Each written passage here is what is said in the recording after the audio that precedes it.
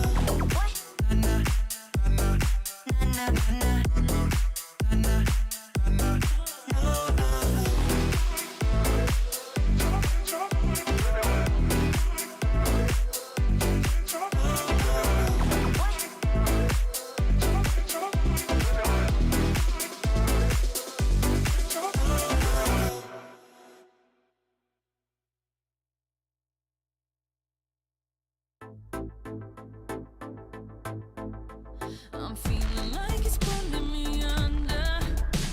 You tell me take my hand and trust me if you can. I know I'll be okay if I hold you, and I'm not letting go. You open up this feeling inside me. It's opened up my eyes. This thing I cannot hide. Do anything to keep it around me, and I'm not letting go.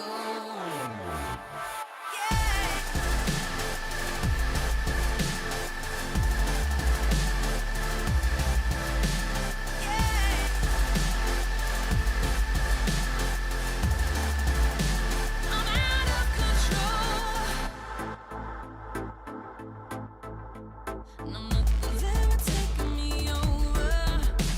I'm on a natural high. You make me come alive, and I can be as brave. Let me show you that I'm not letting go.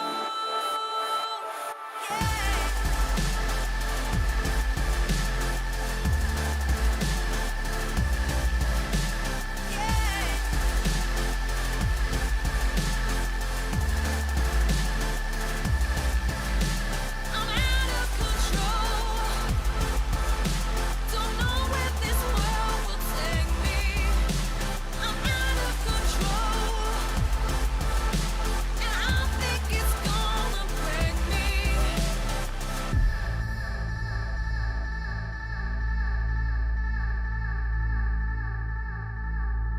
I'm out of control.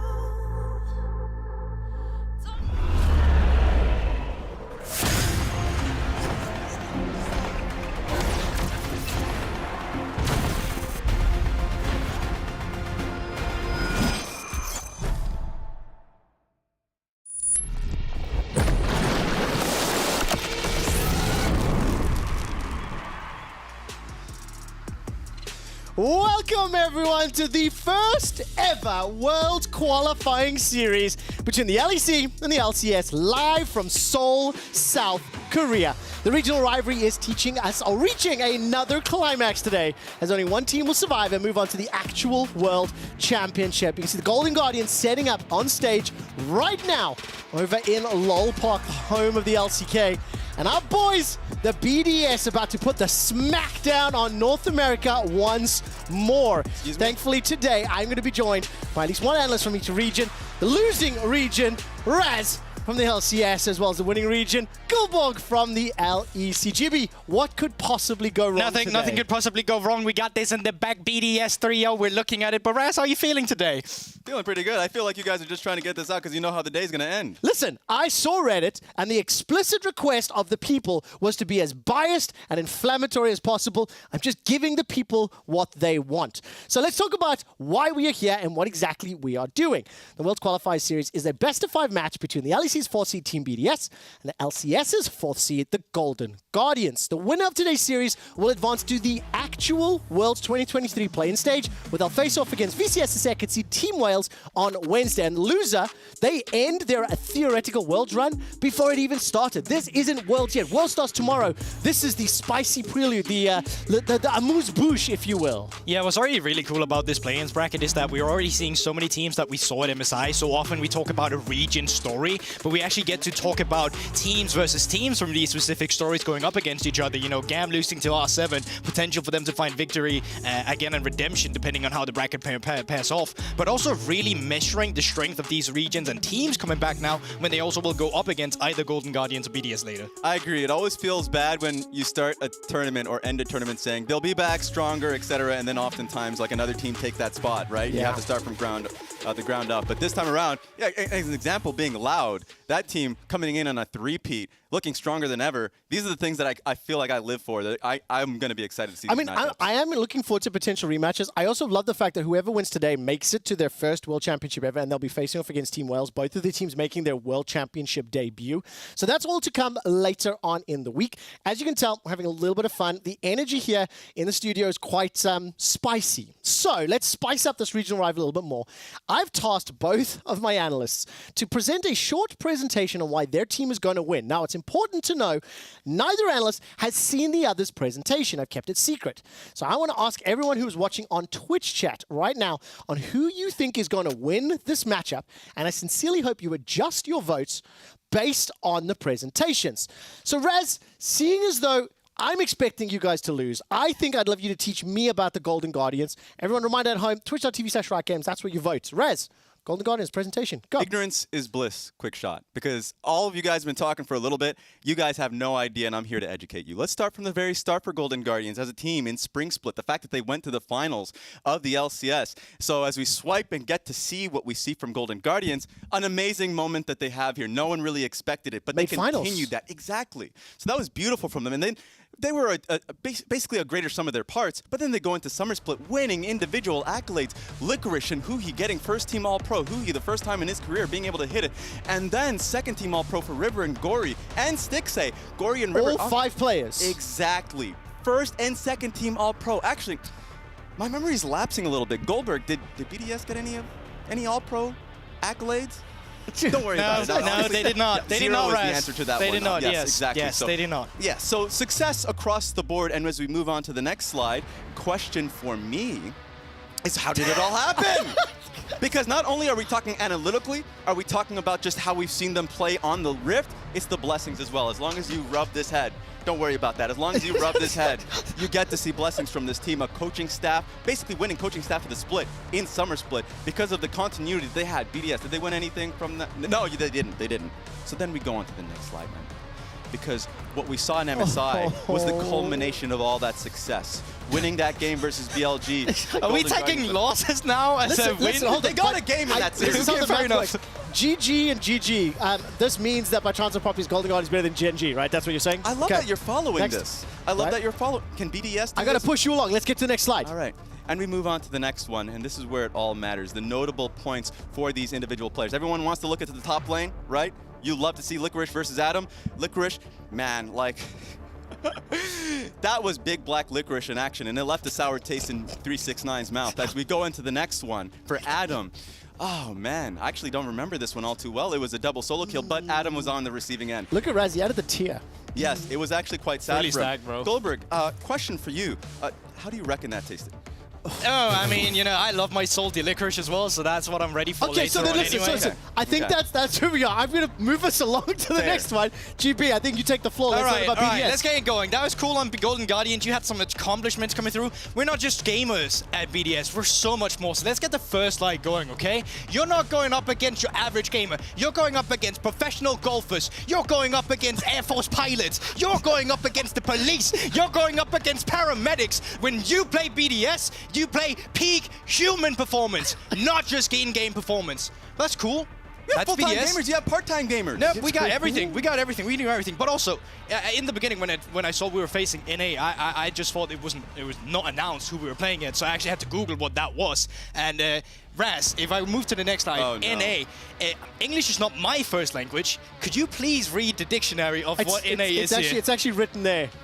Near Airport is known as the fastest region to arrive at the airport. Since they gave up on LoL World Championship, they are investing in speed runs. I don't want to read this. Go on, go Why on. am I reading this? In go on. particular, they are current world record holders at Airport, any percentage, and Airport no wins. And I will have you know that can be broken today. They can lose already before they get to Worlds. There is a world record that can be broken with 0 wins against from North America. Let's move this on. But then let's get into the matchup actually, because you're talking about licorice, right? We got a Giga Chat versus a single piece of licorice. I'll have you know, when I was a kid in Denmark, I devoured this in less than a minute when my parents fed it to me. What do you think this guy's gonna do to it? There's not even any point in looking at the rest of it. So in conclusion of this PowerPoint, it's just gonna be a straight BDS 3-0, baby. That's what I'm talking about. Oh my word. Okay, Raz, any remarks to that one? No? Got nothing? Okay, let's take a second to cool off. I want to know what everyone's voting for in chat. What was the percentage? I didn't see that on purpose. 70% in favor of Golden Guardians. That's what I'm talking and about. Raz. That's what I'm talking about. So we've heard from the analysts, we've heard from the fans at home. It's time to hear from the players themselves. Let's tune into some trash talk from Golden Guardians and BDS. Put your shirt back on. No! BDS stand for boosted suckers. I mean, you know, like He's accurate. first of all, he's like full of Twitter game. I'm not sure why, and also people like to kind of create a rivalry between me and him, but I actually don't get why. Like, we're really not from the same scale, you know. Like tomorrow when we'll just meet, there's just not gonna be a single matchup positive for him. Like he will just get destroyed, and he won't talk ever again. I mean, even the EU teams are rooting for us, and No, we're they not. think we're gonna win. So Wait, which teams are rooting? Who I sold I us saw out? Broken Blade tweet that he was I rooting mean, for BDS. it would be funny if like a guy that played in LCK and LPL got an LCK MVP would lose to a bunch of nobodies. It would be quite funny, to be honest. Oh, that is one of the harshest things I've ever heard a player say live on broadcast. Take a second, let's react here. Trash talk from the players. Obviously, it's spicy. I can't believe BB and G2 sold out BDS. Raz, thoughts before we dive into some more specifics? We need more stuff like that. That's all I'm saying. Well, hopefully we have some throughout the day. GB, thoughts before we dive into the pre-match? No, I mean, it's great when players get into it. Obviously, it's just banter, but there's a lot on the line for them as well. So I love it when they get out there and actually get a bit spicy. And I'll say this to you as well. I think both of these teams, respectively, especially on social media and at least externally facing, they're willing to have a bit of fun with this. They're willing to play around. So let's dive into the meat and potatoes of today's matchup. And let's take a look at the introduction for both Adam, his international appearance, alongside the rest of BDS, which is going to be incredibly low, as well as the Golden Guardians. Rez, when we take a look at these individual players and we look at how many matches they've played on the international stage, how many events they've appeared, you can see on screen behind you, 3 international appears, 45 games, 449, 117. In contrast, we have 6 games and 1 appearance. I mean, experience playing on this type of stage in front of this type of audience is hugely in favor of the Golden Guardians. And this is something that always catches off guard. When we go into an MSI, it was the same thing, because the individual players for Golden Guardians is definitely different from the branding of Golden Guardians. Right? Golden Guardians as a brand never made it to Worlds. Didn't make it to MSI historically until that moment, but the players themselves, even just specifically singling out Stixay, that man who went to MSI in Shanghai, had that amazing moment against RNG. They've been on the stage under a lot of pressure and were able to deliver. Yeah, but I think as well on the side of BDS, right? I mean, Adam's not even going to be the guy who's actually rallying them and giving that extra veteran experience, because that's not him. You're looking at a guy like Crowny, and even though he's got 0 international appearances, he's been here for a long time. He's been through a lot as well. I think hopefully they've had learnings from Spring as well. If they start losing games to Golden Guardians, where they won't fully just default and lose the entire series, but then they can actually come back together and realize that this is a good metaphor right now. We can actually pull this off. Let's talk about both teams in terms of, being in this position.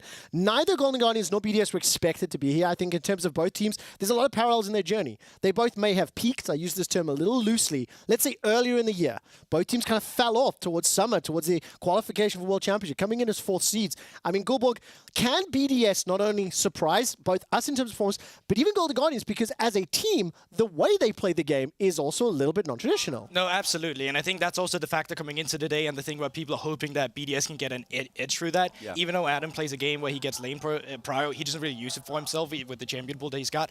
I think where I'm looking, and I'm a bit worried, is the mid jungle on BDS. When I look at Shio and when I look at Nuke, they're obviously some of the newer guys coming into it, and they're playing against some of the strongest players as well on Golden Guardians when they go up against River and Gory. And I think that's fair. I actually remember the playoffs in which they fell, specifically Golden Guardians, fell off to Team Liquid to put themselves in this position. It was actually inconsistencies from Gory, somebody that carried them to this position where they were honestly one of the strongest mid-jungle duos in the LCS, but they come into Game 5, technically Game 6, because they had to replay that game, and it was a disaster for Gory. So as long as the consistency is there in the mid-jungle, then it should be good. Should be is the Well, listen, I want to move us on. We're running out about 3 minutes before we head into the very first Worlds qualifying series, and because both of my lovely analysts had a let's say tasteful joke between Licorice and Adam, let's dive into the specific matchup, because I think this could be one of the more pivotal impacts if I think Adam or Licorice pop off. Raz, I'll come to you first. What fear do you have for Licorice, like, pooping the bed against Adam? Maybe the champion pool, maybe the playstyle? Like, is there any concerns on your side? For the champion pool, for sure. When Licorice is going into an unfamiliar matchup, there are going to be problems. You're going to fall behind. And in fact, I would say my expectation, ban the Darius. I don't want to see it, especially if we're flexing Poppy. You really don't have to. You can let it. No, you don't have to, bro. Don't worry about it. And then when they played up against, specifically BDS, playing up against Fnatic in the series that they lost, I thought the best matchup that Adam had was the Jax matchup. So he's actually really adept at just traditional matchups, something that people try and overhype the weird picks that he has, but if he goes back to the Jax and Renekton, he does perform. So that's something that I want people to be aware of. And that's really where I'm hoping that Adam would excel, actually, because as I said earlier, like with champions like these, when you see them in solo queue, you best be knowing they're never joining your team. But Adam plays it differently. He actually wants to get lane priority, so he can either move down towards Dragon and get Drake priority, or actually move in on the enemy jungler and try and move in with Shio. And that's kind of what I'm hoping we'll see here. I want to see them attack River. I want to see them have prior from the top lane. But let's be honest, that's a very real scenario where we'll also just see them play their shared champion pool, where Licorice was getting Cassante, Adam will lock in Renekton, and then we'll just have a trade upstairs where they're just trading plating, or Adam will get plating on the Renekton. And we don't want to see that. We don't Hopefully want to see not. that. I mean, I would love to see Adam on the Olaf. I would love to see him on some of the signature picks, because I think that's really where they can gain an edge. So, Raz, we've got 90 seconds left. I'm going to ask you to give me a prediction. Who will win, what the score will be, and why you are making that prediction. I have Golden Guardians winning this one 3-1. If there's a 1 in there and a Golden Guardians there, I think your shirt is perfect. You should rip that off. But the reason why I have that is I give BDS a single game because I think they're a really traditional front-to-back team that will play around Crownie and do a pretty good job at that. And if they can mix them up in the top side of the match, maybe we see a Darius go through. Then it's going to be a little tough to deal with. Are you even asking me? I know the score. I know prediction. Tell me why they're going to win. I mean, without full hopium. Without full hopium. Okay, without full hopium, I think possible. we're for sure at 4 games, right? But I think that we're looking at an edge where Adam can gain it in the top lane, but I also think that Crownie is a stronger player than Stixie is. I think that that's where I'm really looking at them getting agency in the mid to late game, if they can actually play around some of the strengths that they had earlier, where they get their Drake Prow going, where we saw them step up in summer, where they mimic the formula to success. That's where I start seeing them getting edge against Golden Guardians, and if they can snowball the game from there, make Golden Guardians uncomfortable, because they're going to be playing against a playstyle that you can't really practice against. Like, it is very BDS specific, and that's why I'm hoping to get the edge. Well, I really, really hope BDS surprise today. I hope we get a good series, and I am very hopeful that we'll have a lot more fun throughout the day. If you are watching, reminder, this is the World's qualifying series. The winner today advances to the World's playing stage. We'll have face-off against Team Wales on Wednesday. You need to win 3 of the 5 next following games, and to bring us into this matchup, let's head to the casters. Dracos, Dagda, and Mark with a Z. Mark with a Z, brothers, indeed. Welcome, everyone, to, I think, what is going to be the greatest best of 5 of the year. Hands down. Easy. No question in my mind. This cast is going to be biased by popular demand. And in order to facilitate that, I will be the neutral party. I am the Switzerland. He is the particular equation. Let's go. Throw fists around him. Please. You're going to get some elbows and collateral damage. Yeah. And that's kind of going to be the vibe for the day. Obviously, Golden Guardians versus BDS. We both did a podcast to dive before if you haven't checked them out. Right now, from the perspective here, it's we're kind of curious to see. BDS, high ceiling, but we want to see if they can reach it. that's the more objective perspective. From a regional fandom perspective, Dag, I think it's safe to say it's a quick 3-0, yes? Yeah, BDS, easy 3-0. I mean, how the hell is Liquors going to deal with Adam? I mean, you saw GB as well. Like, how do you try and argue against that sort of European representation? I thought he was going to fight Raz at one point, to be perfectly honest. Yeah, I mean, it's a big regional rivalry. I know people will try and convince you that there's more important series to play after this, like the entire rest of the World Tournament, which this is technically not a part of. Yeah. I disagree with all of them. I think that this is, for NA and EU, the most important series that they will play, because this will define a lot of bragging rights for the entire rest of the year in Reddit threads. If you lose this, you have no leg to stand on. But that's why they had to put this first, right? Because it's like, technically, this isn't Worlds. So they're like, look, we got to have this one first, or else everyone's just going to be talking about this. They're just waiting for it. Worlds. Yeah. They're kind of, they're just, they're giving us the medicine for the NA and EU fans. They know what Worlds usually means for our respective regions recently. We'll just have to see if this is going to give us the fix that we so desperately need. Obviously, playing in Law Park today, love to see the Korean fans good crowd in-house. out. And BDS, the boys from the LEC, if you missed the season, you heard the PowerPoint presentations at the start. Obviously, up and down season, a team that when they looked good, looked great, but struggled to find that form. They don't look that scary. Looking at them on stage here, I'm not that worried.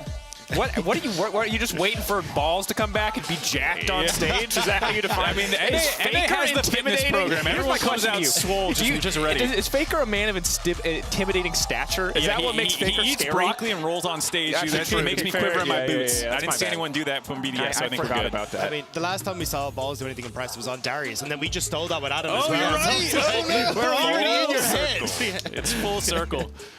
Oh boy, the Golden Guardians had you're talking about up and down year for both these teams. It felt like for BDS peaking kind of more in the middle. That was Golden Guardians in a lot of ways too, making spring split finals for the first time in their history, going to their first international MSI. Not winning a best of 5 against one of the Eastern teams, but taking a game off BLG was still considered impressive to a lot of people. Yeah. And then they had a pretty strong summer that just kind of fell apart in the final playoff push, where they ended up losing to Team Liquid in the losers bracket, which was a big shock.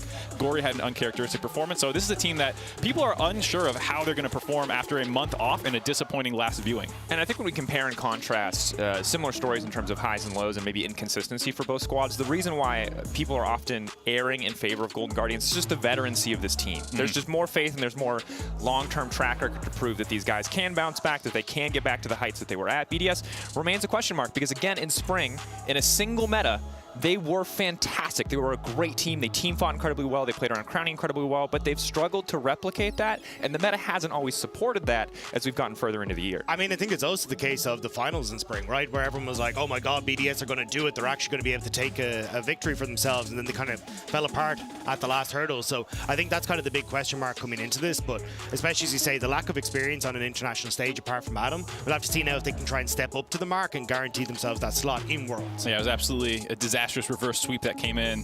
Then, of course, you have Mad Lions 1647, as a result of that. Could have been avoided in an alternate universe. That never happens if just BDS won that series. Is this a catching strays kind of day? Dude, I got the guns cocked. I'm ready to fire. You ready? Yeah. The greatest thing your region has ever done was beat IG so you could lose to G2 in the finals. Just we died so you could live. So we gave you the fastest international finals. To be fair, I'm not going to lie.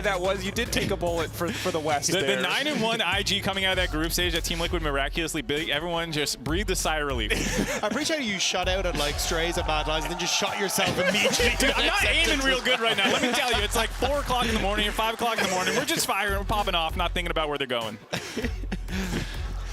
On brand. America, the stars and bars.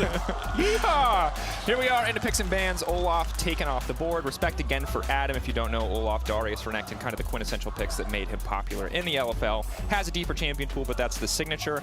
Jarvan, Rumble, Xayah. Again, champions that were generally pretty strong the last time we saw them in the meta. Jarvan, a rumored strong scrim pick right now.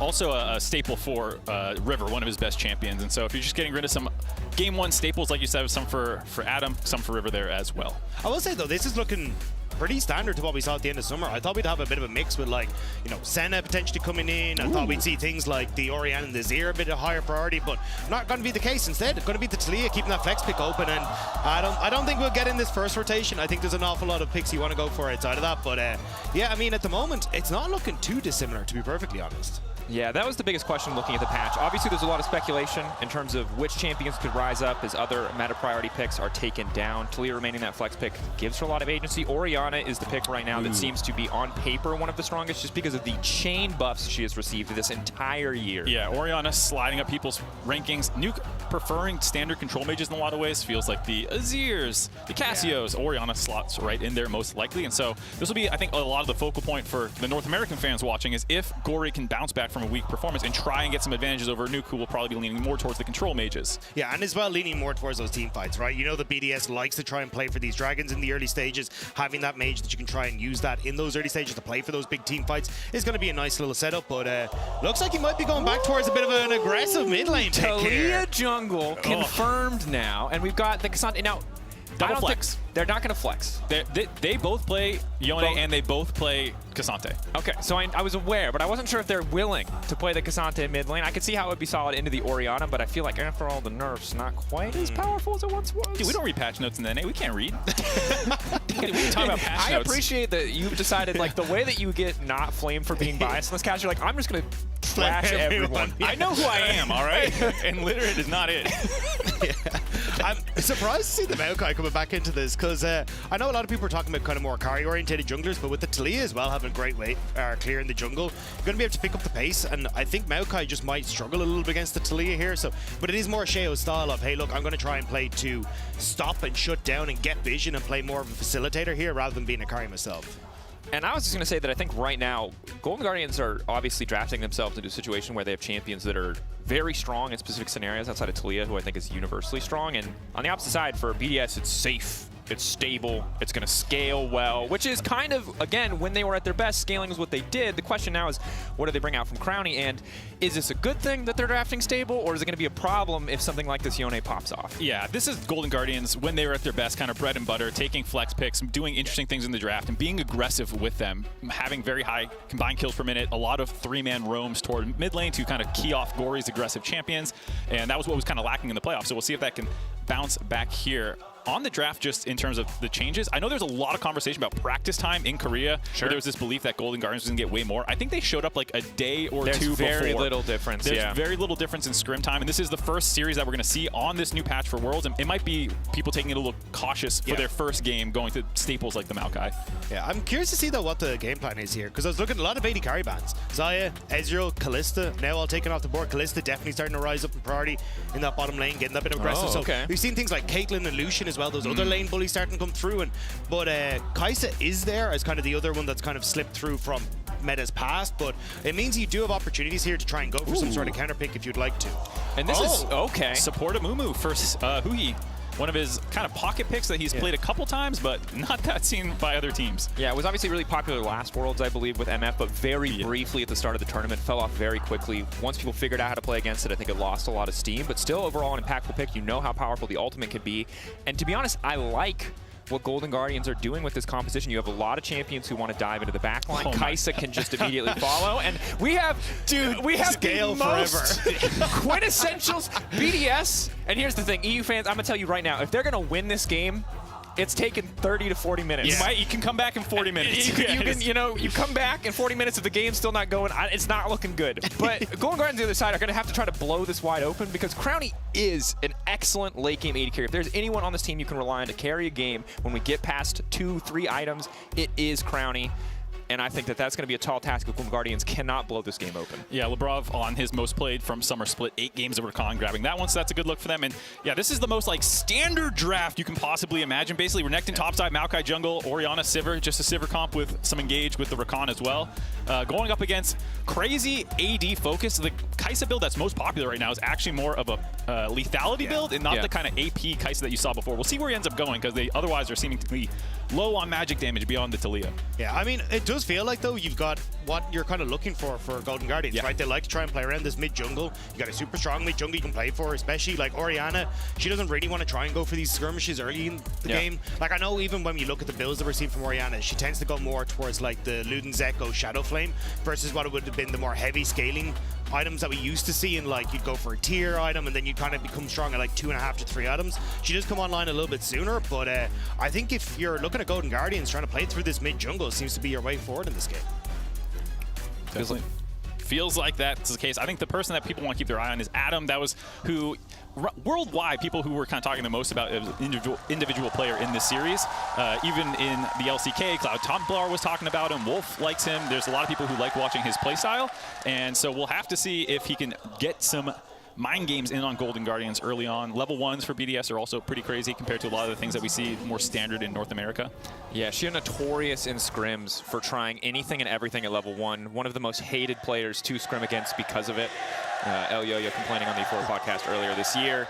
Finds it miserable. We'll see if River is in the same situation. The Dive obviously very confident, and Kobe specifically was very confident in River's ability to individually outplay. And certainly when you have a carry jungler like Talia, if you want to show off, if you want to individually be the difference maker, this is a champion that can let you do it. But I think it works well against BDS because you know the Shale wants to go towards Sejuani, Maokai, these kind of things. So I think it's a good call here from Golden Guardians. But again, it's as you say, Shale wants to try and get in your face, try and get that vision down in your jungle, and just stop you from being able to interact on the map. So I'm curious to see how BDS get that going here against Golden Guardians. I think it's a really interesting clash of the two jungle styles as well. Just across the board with this team is so many different ways to talk about it, because River is one of the most notorious camp skipping, showing up in your lane level 2 from the most awkward angle possible kind of champions.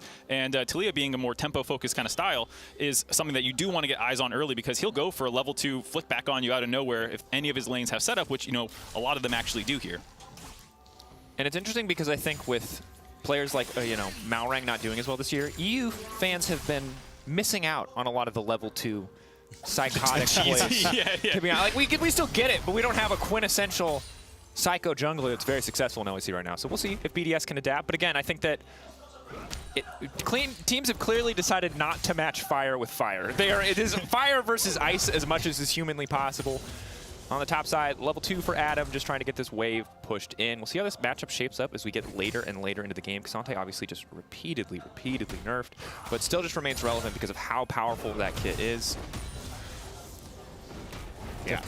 I think in this situation as well, like the ability for them to try and go for team fights as well is going to be a big one. The Cassante going to work out well. I think you've got this great setup with like Hui going in, getting that ultimate off, and then trying to set up alongside like River with the flick back. So I think when you come into these fights, it's going to be very difficult for BDS if they're not kind of keeping themselves in check. But Shale starting to make his way in towards the mid lane here. Level 3. Gory has to be a little bit careful. The flash in immediately. Oriana gets some decent damage down. Gory needs to get out of there. Gory's dead. He's going to run for his life, but he has to come back. First blood for the LEC for BDS in the mid lane. I mean, it was only a matter of time, lads. BDS already off to a great start. I could have gone longer than 3 minutes. Matter of time. Jesus, I thought that would be, a little bit slower for us. Gory having maybe some of the same struggles we were seeing in playoffs here, just not tracking where Sheo was. He did that full topside clear and just hadn't gone to the bomb side of the map yet, so maybe a little surprised to see that. And I like the aggressiveness. Just insta-flash W, get that guaranteed CC and kill nice and easy.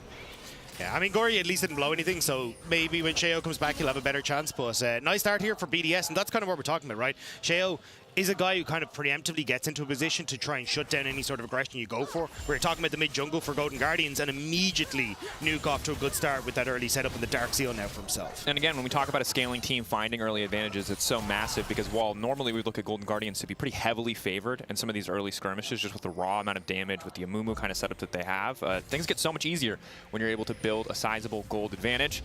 And I'm on the top side. Should be okay here. Can double dash through, but obviously the Talia Unraveled Earth can be incredibly disruptive. Playing safe.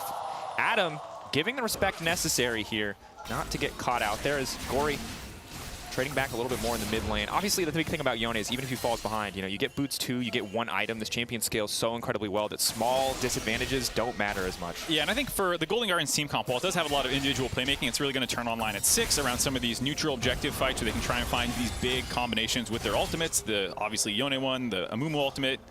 Seeing if you can get some of the gold lead back through there, because if you're just going standard laning and Sheo's finding these kills on and off, you're going to be in a lot of trouble come 15-20 minutes. Yeah, and I think that's where we're going to start to see it, especially like Rift Herald and that kind of stuff at the 8-minute mark. I feel like you've actually got a decent opportunity there for Golden Guardians to try and play off of Yone being strong, Cassante having good opportunities as well. Like, you are up against a Renekton who tends to thrive in those scenarios, but like Oriana isn't going to be that strong at that stage, and I don't even think you're going to get much of an opportunity, to be honest, for Crownie to try and make his way up towards that top side as well. So in its 3v3 scenario, give that edge to Golden Guardians. Certainly. And especially if they're able to get set up first. Right now, Licorice obviously struggling to keep Prio in the lane. The sustain of Renekton early on can be pretty frustrating to deal with. But if Talia's there first, if you get to lay down the Unraveled Earth, so many of Golden Guardians champions just are going to have a hard time approaching these fights. Bottom side of the map. And kind of everywhere, it's really quiet, folks. We had that one gank. People are going to fish for ganks now, but until Herald spawns, I think at 8 minutes, there's just not 2 points on the map really for both sides to play for. And I imagine they're just going to trade objectives, if I'm honest, at the pace what we're going. Yeah, it's very possible for BDS say, great, first blood in our pocket, sack these first couple objectives, keep that scaling going.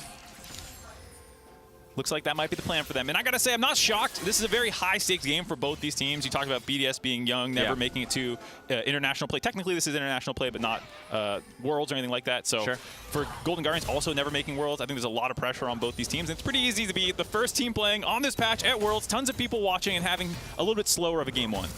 Well, on the top side, Adam's going to be able to grab a quick plate. Does use the TP. Mean lane.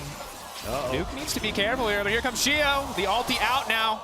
Going to take Gore to safety. Forced to use the ultimate before a fight, though. Could cost him, but able to get out. Very lucky. The pushback on the Maokai smash actually gave him the clearance on. Shockwave! Nuke walking down. No mana. Clockwork wind up. Sorry, I wanted to give him Mark. Sorry, Mark. Can you tell me what happened with the now going to try to beat up River.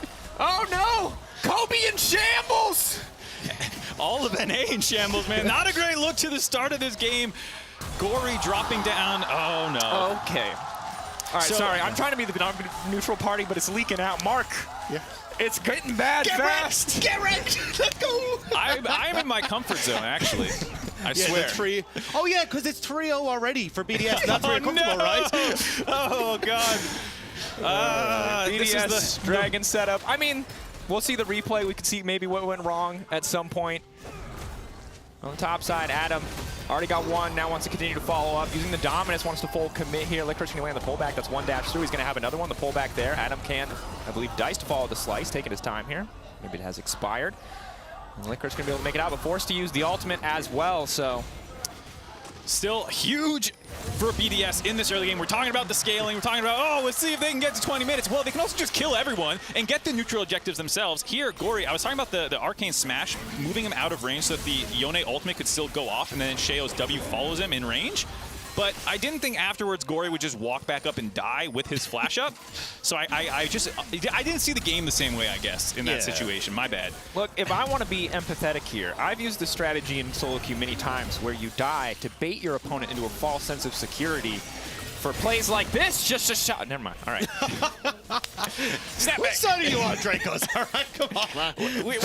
When you play Yone and Yasuo, you either go 10-0 power spike or 0-10. And since he died first blood, he's committed now to the 0-10 playthrough. Yeah. I will say, though, like, I do like that Sheo's starting to play through this one, like, in mid lane. But even, like, this is what you got to expect from Adam. Like, the fact he's roaming down to get these plays, like, you do have to watch out for it. But I think we're kind of seeing what we expected, right? Early Dragon going to BDS. They're going to trade that for Rift Herald on top side. They know they don't really have control, so just looking for plates for a Sivir on the bottom side instead. And this definitely feels like a lot of the times the best version of BDS, where they can win some fights early, as we see a contest actually coming through for this Rift Herald. Oh, a little bit difficult here. Licorice, no ultimate. River going to throw back with the Unraveled Earth. They just got the damage. The steal comes out. Down goes the jungler. Top laner next on the list. Flash up to safety, but in goes Adam, culling the meek here. Oh, baby, he's been to Denmark. He knows what licorice tastes like, and it tastes good. Do you need a hug, Mark? No. Are you okay? No. Is it all right? Lull them into a false sense of security. Lose one game to give them false hope. It's these old CLG meme classic image. Yeah, and I mean, I think ultimately for BDS fans, they can rejoice a little bit because BDS are playing a lot of what made them so successful in spring. They're steady, they're scaling, they're still making plays in the early game, they're still focused on getting these objectives, and they're showing up individually, which across the board is the perfect checklist you want. And for Golden Guardians fans, I think it's probably frustrating because what you believed, if you believed in Golden Guardians, was we weren't going to get playoff GG, we were going to get the refined version. It was going to work out. Hold that thought here is who he's coming along to the bottom side. And Mumu going in. There's just no way Crowny gets out. He's got the cleanse. River now coming through as well. The kill. Getting donated over to Stixie. Does that feel good, Mark? Yeah, I had to get it out. I don't know how many more of those I'm getting, dude. I got to put like 10 kills of energy into that one. That's that.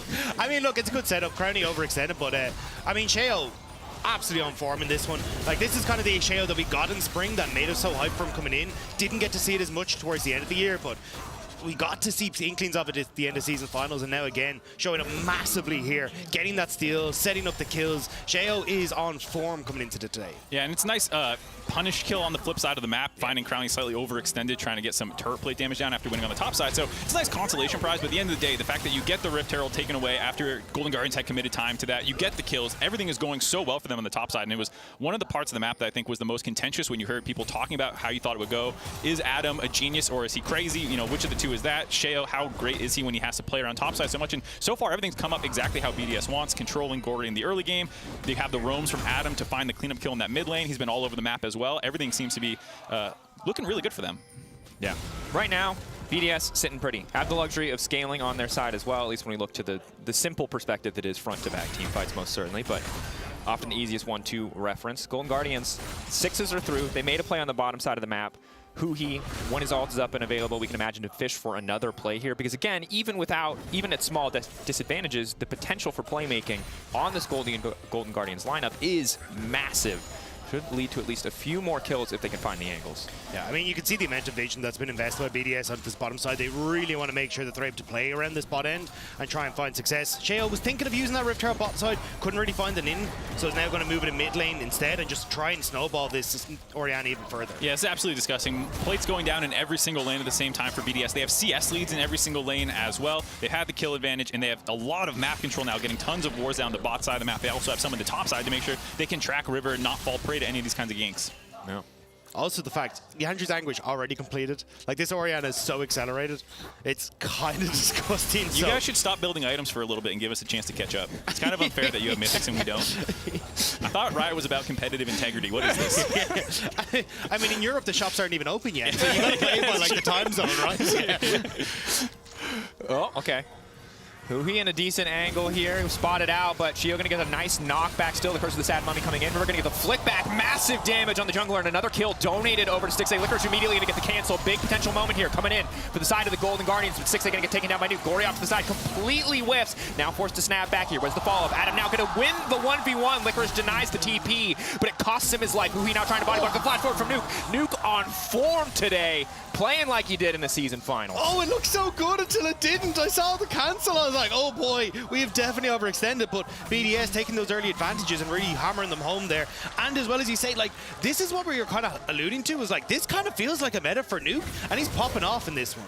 Yeah, you can see nice interrupt by Sheo. Makes them have to commit a lot of resources to find this kill. That's almost everything to instantly destroy him. And then the pincer comes in from Crownie and Nuke at the same time. Nice re-engage by Lebrov to find these targets and then force them to scatter before Gory can even get involved. And while it's a nice interrupt by Licorice, you do lose that 1v1, so cost him his own life to try and stop Adam from getting involved in the play. Still went BDS's way. And this is where BDS are most dangerous. They're winning fights on that bottom side. They're just getting second dragon, as you can see in the picture-in-picture there. And now they're going to be like, okay, well, Golden Guardians, what are you going to do? You got to come and fight us now. You got to try and prevent us getting this third, fourth dragon. But you're not really in a position to when we've got this big Orianna. Crownie's now picking up what he needs as well. And when you come to team fights, like, that ultimate from the Maokai is so difficult to deal with when you're such short range. And the thing is, too, the later and later we get into this game, they're just going to be able to have such clean control of an objective. You've got the Maokai, you've got the Saplings, you've got the Maokai ultimate, and for a lot of these champions, they're great divers. They're great divers when they've got an angle, when they don't have to walk face first into a Maokai, when they're not behind in gold. So much of what Golden Guardians wanted to do with this composition is going to be shut down by the fact that BDS have any kind of advantages. They're going to be able to get objectives set up first, and certainly because they have such a large advantage at this stage of the game. That's where I was going to go a little bit earlier with the early game for them is while they are not like this usually insane early game team, they have won a number of them where they get early objective control, get a couple kills in their back pocket, and because they already also draft scaling, it just jumpstarts you so much further to their team fighting where they are also very, very good. So this is one of those games where, you know, Rounder Dragon Fighter 2, maybe a full send a couple more team fights for Golden Guardians, but already it's kind of hard to not have your mind looking at game 2 when you're 6K down against a full scaling team, kind of. Yeah. You should probably send it the main team instead of the academy team. That might help, yeah. Yeah, they're just giving them some extra rest. You know, they're getting used to the Korean time zone, I'm sure, or something. Remind me, this is your, like, basically your second seed, right? That's what I heard in the dive. That's some old school thinking. No, we NRG is actually definitely the best team, and TL's our third best, and yeah. Golden Guardians fell off for sure. Ready to disown them after a single I'm game one nervous loss. I'm nervous that I'm gonna have to be you next game. It's gonna be me and Dag to be like, yeah, you know, This is, you know what's funny is every time I come over to Europe to do like an EU versus NA game, this was like last year at MSI, I did some of the G2 ones. We're like, yeah, we're gonna like talk smack and have really fun, and then G2 just like destroyed us and railed us. I was like, yeah, I can't really fight back, guys. To be fair, Mad Lions EG was the same. Can we get a close series? That's true. I did get to cast that one, and that was also a rail, and now here we are, not looking very good. Kind of, it's not. We need it to be close, or it just feels mean. Let's go 5 games. Let's give the fans something to enjoy. Yeah. You know, if you're a European fan, you woke up at 5, 6 o'clock to watch this game. Don't 3-0 them. Let other people wake up and enjoy it. To be fair, if you do 3-0 them, they'll be able to get to work on time. So, you know. Or you can even watch the entire series before work. You know? Hey, yeah. Just over a bowl of cereal. on the lunch break, put it at 2x speed, get through the whole series. Yeah. It is looking tough. And again, I think when we talk about scaling, it's important to be clear here. Renekton's not a bad laner. Orianna's not a bad laner. Sivir and Nikaisa isn't a bad lane either. So I think the big window of opportunity we're hoping to see from Golden Guardians was around 6, was around these early objectives because of what their alts can bring to the table, their characters can bring to the table in these skirmishes, and they just didn't get a chance to do that. They were already behind by the time those opportunities came up. Yeah, I think that's the big one. Like, coming into the next one, if Gory can try and just keep it a little bit safer, like get early vision down to stop Shale having them influence in mid, I think this could be a very different game. So I think it kind of just snowballed out of control, but it still means he should have a decent opportunity to just bounce back in game 2. Yeah, hopefully game 2 is a new look for them. But I will say for the BDS side, they didn't do anything crazy, which you've sometimes seen them We're trying to help you, Mark. I know, right? but I'm looking at both sides here. Wait a minute. I'm an sorry. objective, unbiased analyst. You're telling me right now that someone has level 3 ganked mid lane as Maokai with Flash W before? You're telling me that's not crazy? I think Shea was the first human being to ever consider to ever that have possibility. done that, to combine both the Flash We've button never seen that and before the W in button. history. That was an S tier guy. I'm just saying. Sheo, what was that? My look point at the moves, look at the plays. My point was they didn't do any of their level 1 stuff where they can get kind of crazy. I mean, Adam didn't pick one of his weirder champions. Like, this is... It's pretty much vanilla ice cream, the game. And vanilla's great. It's the foundation for countless delicious flavors. Cookie dough, etc. But yeah, I know what you're saying. And I think that for Golden Guardians, the concern here for me, if I'm a Golden Guardians fan at this point, is this feels like a Golden Guardians kind of composition, and when this hasn't worked, what else do you have? Is this just a first shot, a Hail Mary, like let's try something weird, or is this what has been working in scrims? Generally speaking, Golden Guardians are a very diverse team. They can play multiple play styles. They have different champions, and so I don't think that this is like a one shot, this is all we got. If this fails, then we're just going to run it back 2 more games, and this is all we can do. So this is a bread and butter kind of composition with a lot of heavy dive and focus on engage. Sure. But to be fair, like we said, in playoffs, they were struggling, and it was Gory who was getting beaten up a little bit in some of these series. So it is concerning to see in the first game that he is running into that problem. He is someone who has had some problems, you could say, potentially with choking in some high-pressure situations, both in the PCS a long time ago, in some finals, as well as now that there was pressure on them in summer, losing in some of these series. I also think it's like, because you end up with that much mid-pressure coming through from BDS, it kind of shut down the person I was really excited for in Golden Guardians, which was Huhi. Like, Huhi's been so good at, like, roaming mid, making early plays, like, getting out onto the map, but it feels like we just haven't really had a chance. I mean, he was first All-Pro team as well, right? Like, I was expecting to see a lot of movement out from him, but I think with Brownie and Labrov having a ton of push and bot, and then just how poorly mid has gone, it feels like kind of the early setup that Golden Guardians have been successful with hasn't been there. Yeah, and I think that because the lanes fell behind so soon, they just had prio across the board. I mean, Adam got so many plates, 4 or 5, I think, at the end of the day. And at this stage, you can't really move on the map. It's going to cost you so much in terms of just raw gold value. And for BDS, they don't need to do anything fancy at this stage of the game. They've got pressure where they want it. They can set up for objectives first. If they play it slow and take their time and are diligent about vision control, it's very hard for Golden Guardians to find an angle. And correct me if I'm wrong, but generally speaking, BDS was not the team to burger flip Barons from ahead and throw 10K gold leads. No, I'm real sorry. No, it's not how it goes. Do I got any... So see the 3 dragons that are at the top, that's their game. They're just going to go and fight your dragon, and then it's like, yeah, I'm sorry, man. I think they'll throw. No. That's okay, man. Look, sometimes in game Look, you 1, get 'em in game bread 2. and butter Yeah. compositions You got become us. mom spaghetti compositions very soon, you know? Yeah. Maybe just a little nerves. Just got to get it out. I mean, clearly you just need to ban Renekton, Maokai, Orianna, Sivir, and Rakan in game 5. Yeah, sure. Game 2. And that's what your 5 bans are for, really. Yes. The exact That's composition how, they played you're last a time. former coach. That's how drafting works in League of Legends. You just ban what... According to Reddit, absolutely. The thing that won was the problem, so you should have banned that instead of whatever opportunity cost is. I've never heard of that.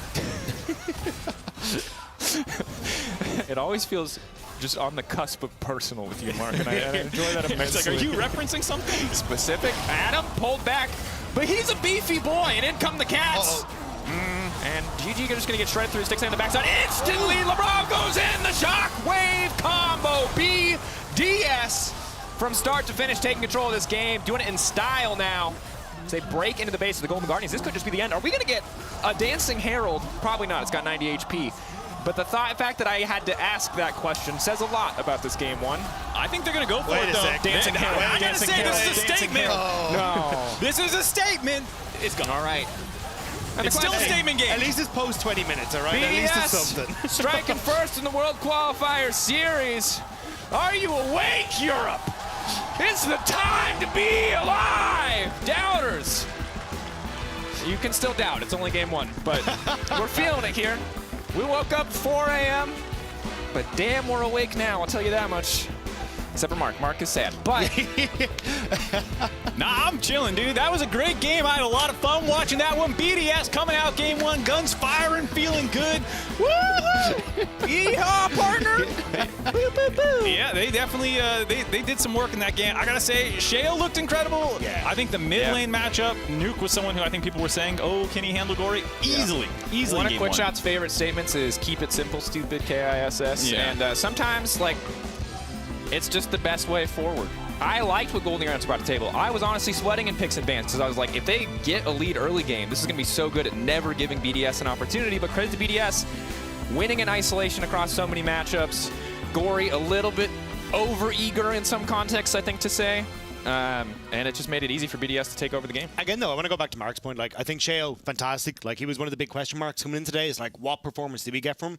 And then Nuke looking very comfortable in this Orianna. I actually do think that's probably a bat we're going to see in the next one. Yeah, I also think that just the fact that they are the younger team of the two to come out with some momentum is going to be huge. And not being nervous, not losing game one, how do you bounce back? You get to keep feeling like, hey, we played standard, we smoked them, so we don't need to change anything. The pressure is completely on Golden Guardians, who also, to be fair, won the coin toss, selected blue side, I'm pretty sure. Yeah. And this is what they wanted to do, so they're going to have to run it back and make a lot of adaptations. Adaptation, the name of the game for the Golden Guardians. We'll see if they can do it as we get ready for game two. For now, though, we're going to toss it to a quick break. When we return, the analyst desk to talk all about that game one and look ahead to game two.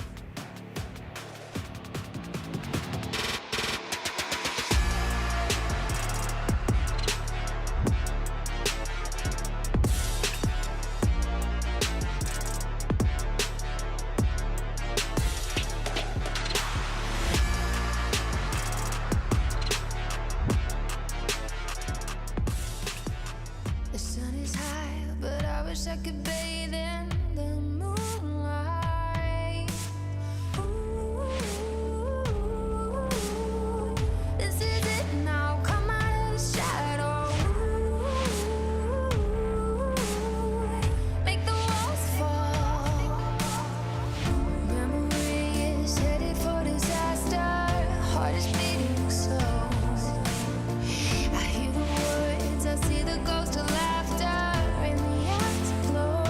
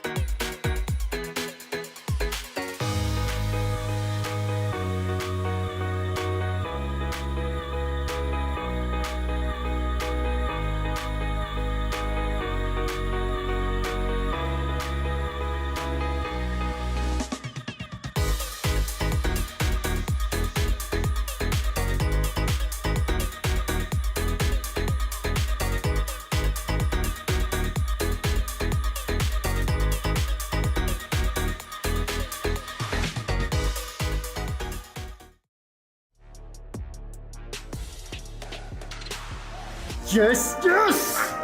Come on, let's go rub it in. Let's go rub it in. Rez, they want it. Yeah, let's leave him be. Let's leave him be. Yes! Yes! Let's go! BDS in the house! Playing like gods on the Rift.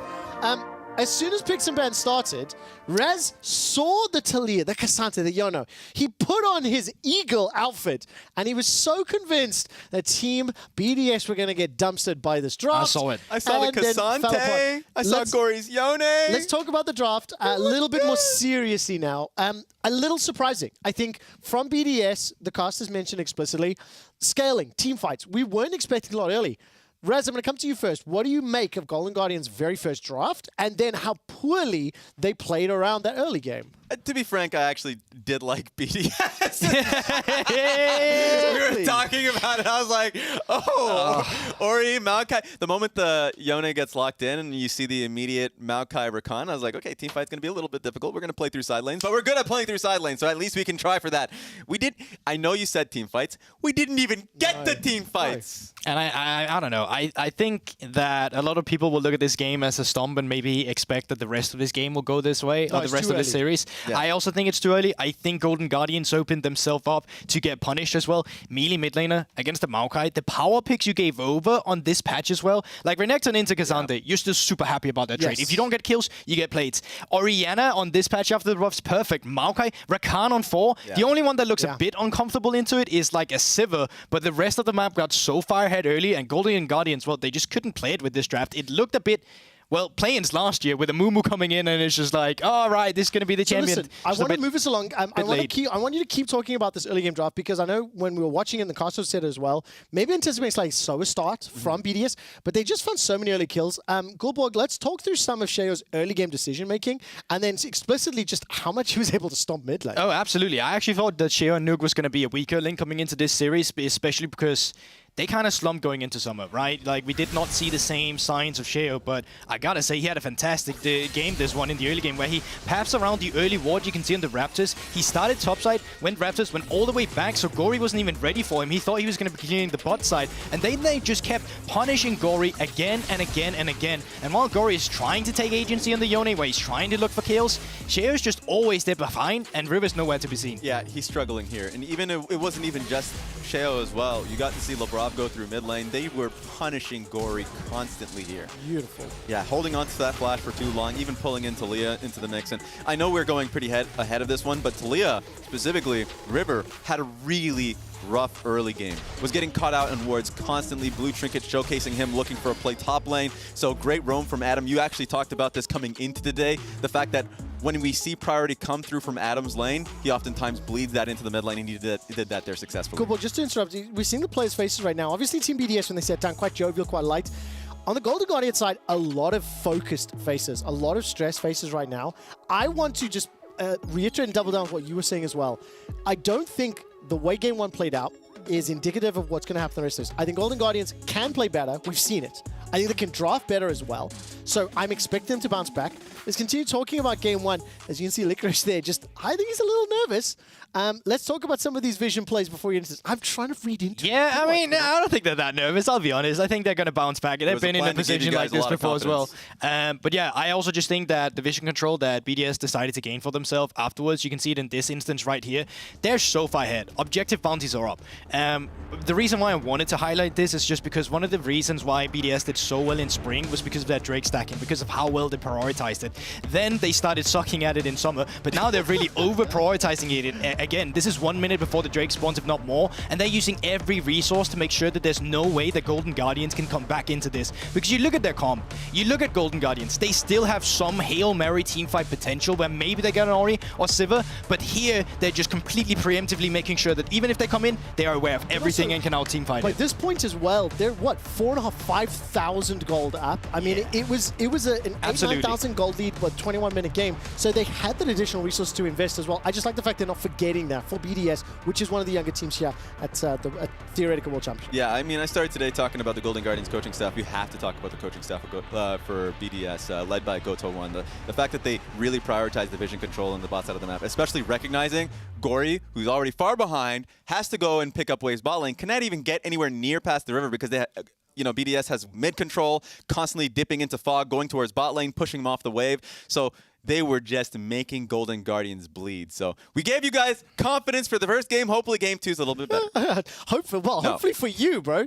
Okay, we got about 3 minutes before we get to picks and bans for game 2. Let's talk about Shio and Nuke specifically. Coming into the day, Shio and Nuke was the players that, especially Goldborg and I were talking about, looking at maybe one of the concerns. We were memeing about Adam and Licorice, and Adam just frankly styled on Licorice that game. So let's take a look at some of the stats. I think we do have a focus here on Shio and Nuke, if I recall correctly, but Raz, let's talk about the problem players for Golden Guardians who we expect to bounce back. I can also let you know Golden Guardians have selected blue side for game number 2. Okay. So yeah, we've got the post-game breakdown. GBR comes to you first. Okay, let's put that down. Yeah, I mean, you can see it right here, but you can see the damage curve as well. Like, Gory only took 2k damage. It was impossible for him to play the game as well, but really just this mid-jungle duo really showing up together. I think going into the next draft, the Taliyah first pick is probably what's going to be swapped around. Maybe you're looking at something more simple, like a Maokai again, or something where it's more playable around, because there is really no good gang patterns for you to find here. And you even showed the early game where pretty much every lane was pushed in by Less than a minute. BDS. Final comments from Raz.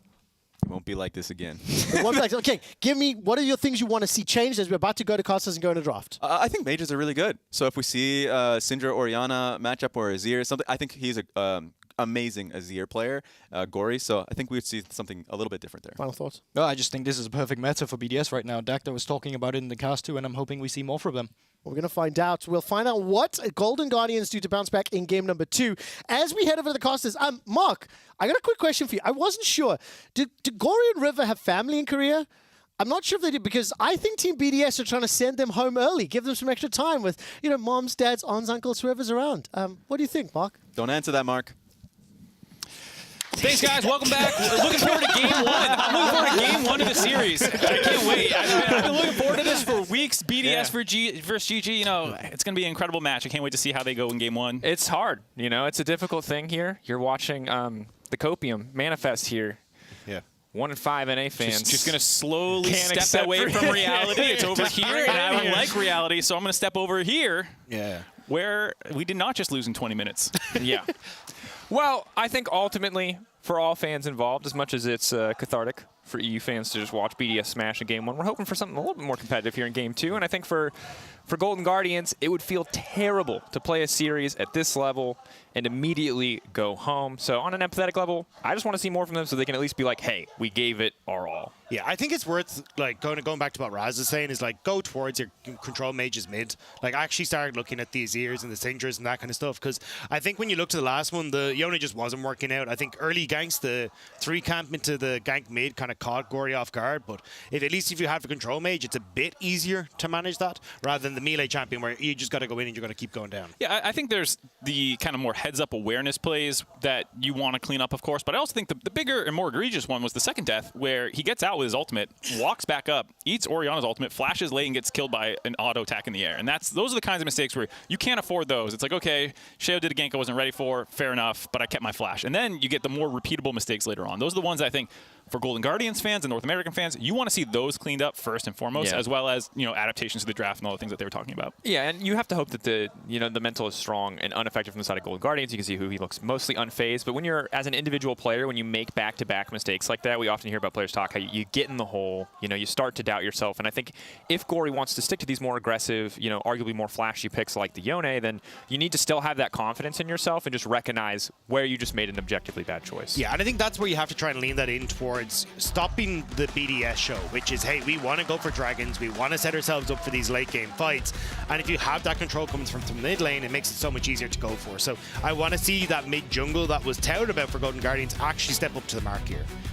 Here we are, picks and bans. Once again, the Rumble will be taken away. It seems to be a mainstay for BDS. Do not want to deal with it on the top side, but this time Renekton will also be taken off the board instead of the Olaf as it was in Game 1. Everything else thus far remaining the same in bans.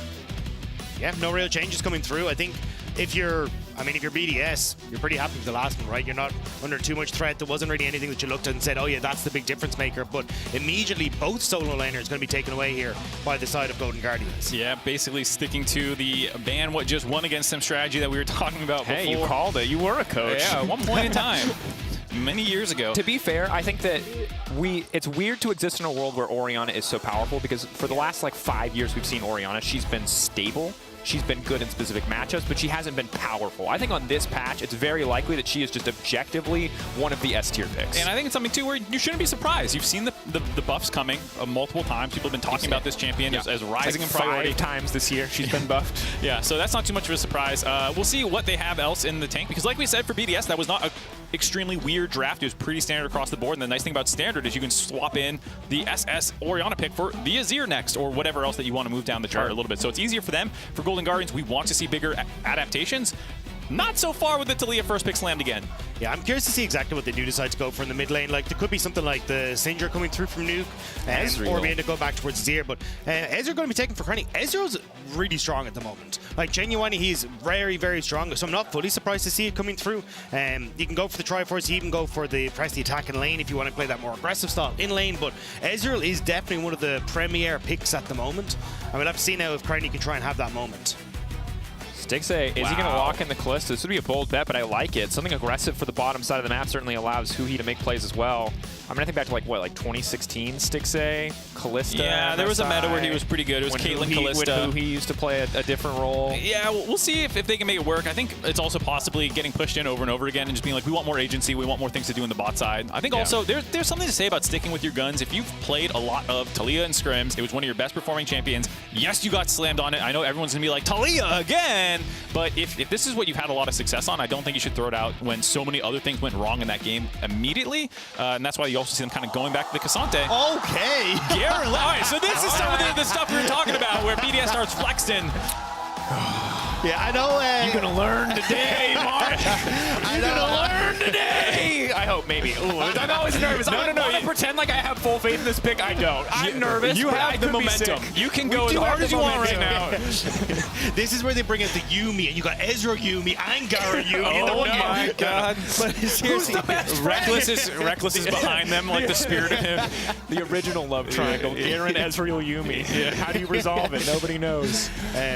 But yeah, no, I think this is kind of a case of like, yes, it's good into the matchup. You're a bit of a lane buddy, but it is an Adam special. He's already brought out before, so I am curious to see how well it'll do. But at least you've already got the setup there for him with the Maokai as well for team fights. So, and it kind of fits the same idea as Renekton of, hey, we want to try and play aggressive on that top side. Sure, and I think that this is this point where the Ezreal, regardless of meta strength, also makes more for the composition. If they want to support in taking double combat sums top side, put more attention top side, and set him up to try to find more pressure in lane, Crowny can do whatever he wants on Ezreal, and he'll be fine bottom side if left alone. Yeah, I think it's interesting though, because kind of going back to Mark's point earlier on, they're not convinced this Cassante is going towards the top side. You see the Jax ban coming through, they're like, hey, look, we are aware that they're willing to flex this towards Gory in the mid lane. So at least at the moment, still BDS aren't entirely sure exactly what the game plan is. Yeah, it has, to be fair, been a while since Cassante was very popular flexing mid after a couple of the rounds and Nurse came through. Yeah, but so it is still an option. I think they're just more worried about Jax directly into the Garen as well. We'll see what they want to go with here because, like you said, Ezreal just on his own, being able to chill, pew-pew from the backline while you have a bunch of melees going in. And I love them protecting Nuke for the last pick here, see what's going to come through. It is definitely a solid question. What is the angle going to be? Cassio in general obviously has historically been a comfort pick. Outranged a bit by the Taliyah would be difficult, but limits a lot of what Kalista can do.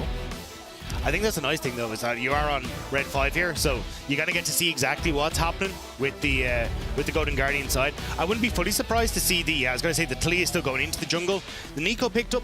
I know some players have been experimenting with Nico support, but I imagine this is going to go in towards the mid lane. It does mean though you're quite AP heavy in your mid jungle, which isn't ideal. So I'm curious to see if maybe it is a bit of a mix up with the Nico. Well, we got 10 seconds to find out who he is, someone who does love to pick up new champions and play them.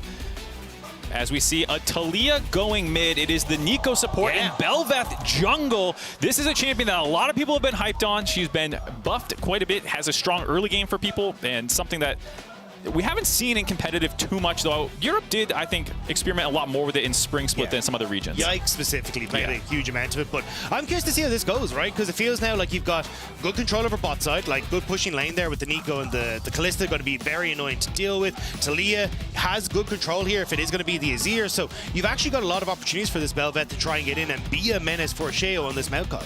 And the way that this combo works with the Kalista Nico, you can obviously time it in such a way that there's almost no double interaction. knockup, Yeah, you get the double knockup. It's very difficult to deal with. I also like in support position, you know, it's rare unless you're very fed to get 2 full mage items. So even if we expect something like an Everfrost, it's hard to get the Zhonya's, and Kalista balances some of that out by giving you more tankiness.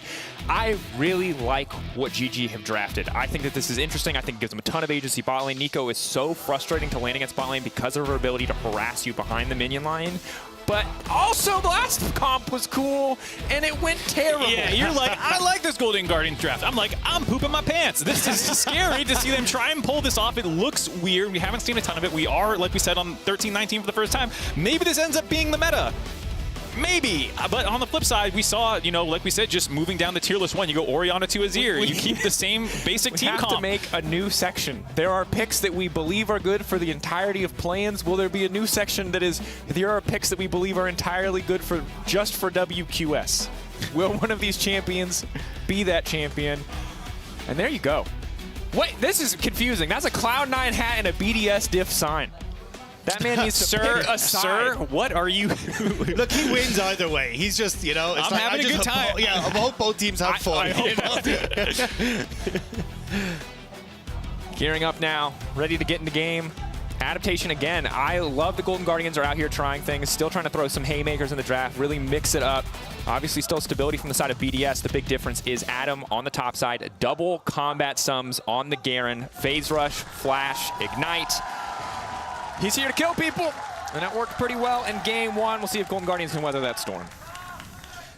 Yeah, Licorice is definitely going to need a bit of a happier time up there.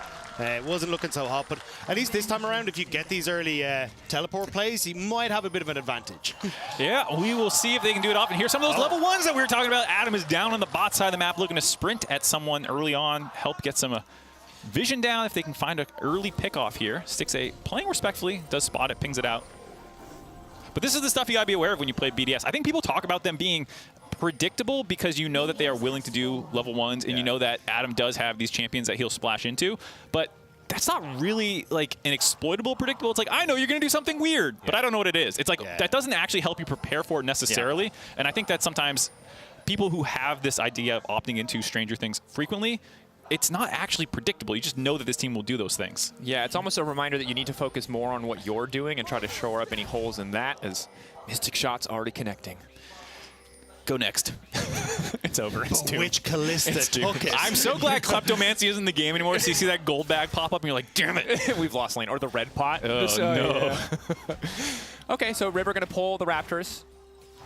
Bit awkward, obviously, at the level 1. River going to be much stronger. Forecasts the queue if you get the spacing right. And this is a bit awkward overall, as Nuke is going to get pushed in by the Talia level 1 as well. Yeah, exactly. The mid lane, Gory should be able to get the shove and support his jungler faster. So I think both these guys are just going to stare at each other and see who can maybe get the smite down. I will say, though, the longer this lasts, like, Sheo does more with less levels, right? So as long as they stand here, Sheo's like, oh, this is actually all right. Like, I'm not the one that needs to do well and scale quickly. Yeah, Gory and River down to get crazy, though. So if you guys want to have a staring contest and the winner goes game 3, you know, there you go. I think that the argument for doing this for River, even if you're the champion who values the farm more, is, one, you're clear in isolation without a couple abilities is going to be stronger. And additionally, your lanes are winning right now. You have mid, top, and bot prio.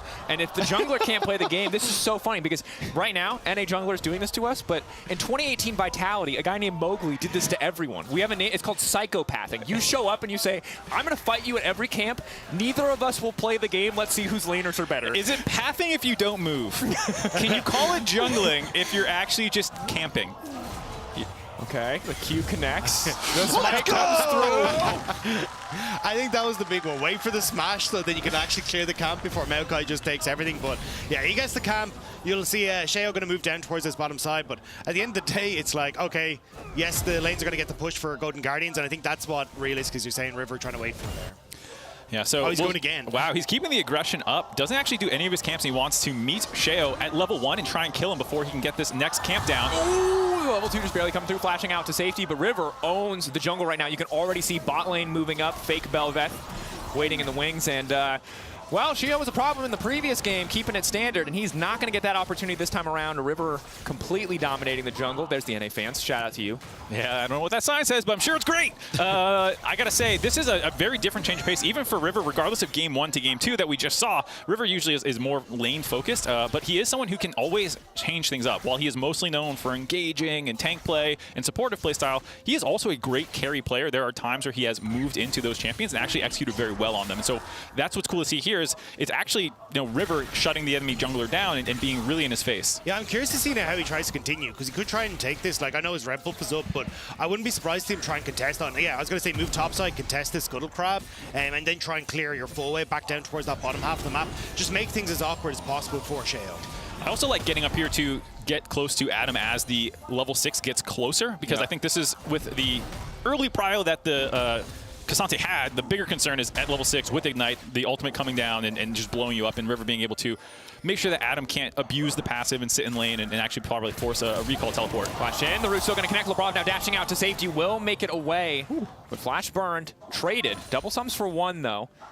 See what Golden Guardians can do with the pressure. Overall, though, I think the draft adaptation paying off, leveraging their early lane priority very well. But Sheo, not one to just concede things quietly. We'll try to go for the steal here. At least going to force the smite out to make sure that he can get the Scuttle Crab. And Adam, playing for tempo. That's a Hillisang classic, his former support. Just walk up and Ignite so they cancel the recall. Yeah, I mean, Wave also pushing out as Labrov. Just going to X-Flash over the wall, but I think curious to see Cassante, Licorice stuck around the top side, and Sheo still up on this top end. Knockup going to hit onto Huhi. Decent poke damage back. Carney has to be careful about extending the trade here, though. That close to damage is lethal. Adam spinning, but that's level 6 for Licorice. Pulling him back. Sheo in the area, though. His Licorice stuck around for a little bit too long. No, level 6 for Cassante. Should be fine in the trade thus far. Sheo doesn't really have the damage yet. Only level 3. This man's just chopping the trees down. He's a lumberjack, and he's looking for 2. Adam blinking, but he will walk away. But here comes Gory, finding redemption in game 2 as GG are on the board. Golden Guardians bounce back after a disastrous game 1. Topside going much better for Licorice there, being able to 2v1, force sums out. Just a little bit of greed from Adam not hitting 6 as the slow pushing wave meant that he was trying to clear these creeps out to get it, I think, but just not able to finish enough of them off. You have Sheo having to bail him out there and then getting himself caught out of position because he lost that flash earlier on to River. Yeah, you can see even there, I think he was trying to smite to hit the level 4, get something there for himself, but doesn't quite hit it. And then good roam from Gory, hitting 6. You look at where Nuki is on the map, he's already gone for the reset, so perfect timing there for Golden Guardians. I think he smoked to try to give Adam 6, but I think Adam was either out of range or didn't quite give him enough XP. I think there was maybe a potential there if Adam had stuck around in the creeps a little bit more, but it would have been very dicey, and either way, Golden Guardians are able to find that 2-0. And regardless, this is a difficult position to be in because then, again, Garen is a champion who you want to get these advantages on, can take over a game, and we talked about Cassante being nerfed, but if Cassante gets a lead, Cassante is still Cassante. Yeah. Incredibly disruptive, hard to deal with. For Sheo and Adam, if they don't have enough damage, they are not going to be able to do anything to stop this champion. Here's the Adam Classic coming down to mid lane. Yeah, I think the big thing as well is, like, because you end up with Sheo being put so far behind, he's not going to be able to hit 6 for, like, Rift Herald in a minute's time, which actually helps out, because now you got Licorice, who's got Gory's in a good spot. I think you got in a pretty good opportunity here for Golden Guardians to try and snowball this lead. I think this is closer to what we were talking about with game 1. So even though, as a North American fan, great, we are 2-0, we have a 2K gold lead early on, this is fantastic. This is kind of the stuff we're talking about, though. Now you look at the scaling and you go, okay, yeah, front-to-back team fights later in the game, we're very short range, we have a lot less damage, we have to actually execute. Adam, wandering, going on a walkabout, is now going to walk away. Just Garen things. What was he there for? What did he do? Why? Questions we may never have the answer for. He's being a Aliens. homie. He's setting up the plate for Nuke. Come on, he's been such a good guy. What do you mean? Alrighty. Here we are. Just a brief pause to contemplate our lives. Think about everything that was going wrong. Wonder again why Adam was there. And Adam now going to be in trouble because here comes ask it River, again. another knock-up. The silence not going to be enough. The play now continuing. Adam, it looks like, will walk away. So while we are having a little bit of issues, I think here, the game is still going on and we can see it. So Adam is actually living through this situation so far. Adam just trying to hold on to that W. What is he doing? Why is he still here? Wasting Nuke now time. pushing back, looking for the Wait a 1v1 sec. versus Gory. Gory trying to get out with that threaded volley. Good damage now poking back. Nuke has to be careful about dashing in. River there to cover. This game, not only is it closer overall, it's incredibly scrappy. Level 8 to level 6 is looking like a Diffie in the Tiffy, boys. I will say, during this time period, he has forced River to kind of waste time in mid and top lane, and it gave space for BDS's bot lane to try and recover a little bit. You can see there, Golden Guardians forced back because River was just captivated on everything happening in the top side. Yeah, I think River is going to immediately move over towards this Riptail. It's giving Shea a bit of time to catch back up, but Adam being this slow with Licorice having knockback. Oh, the knockback hits, the dash out to safety. Always have to be careful when Adam has the ulti up and available, but he's just getting lower and lower. The ult now comes up. Licorice is feeling confident, unstoppable. Turret shot, whoa! Gets the trade back. Adam no TP though. He's going to lose a decent amount there, but the wave actually coming through just in time to make sure that he does not. Yeah, they're all going to back away. At least 1 for 1 in that top side. Golden Guardians though in a significantly stronger position now to move over because, as you said, TP for Licorice as he comes back up. So this should be GG getting the first Herald on the game. Yeah, they're going to lose Huki's flash in the mid lane. I'm not quite sure what went down there, but he did indeed try to make a play on Nuke during all of that. Did not matter though because they have pressure in the top side, like you guys said, so going to be able to grab this Rift Herald very easily. And we like this wide shot that we can try to go to when things are going down. You can still see it on your screen there. Rift Herald grabbed up by Golden Guardians.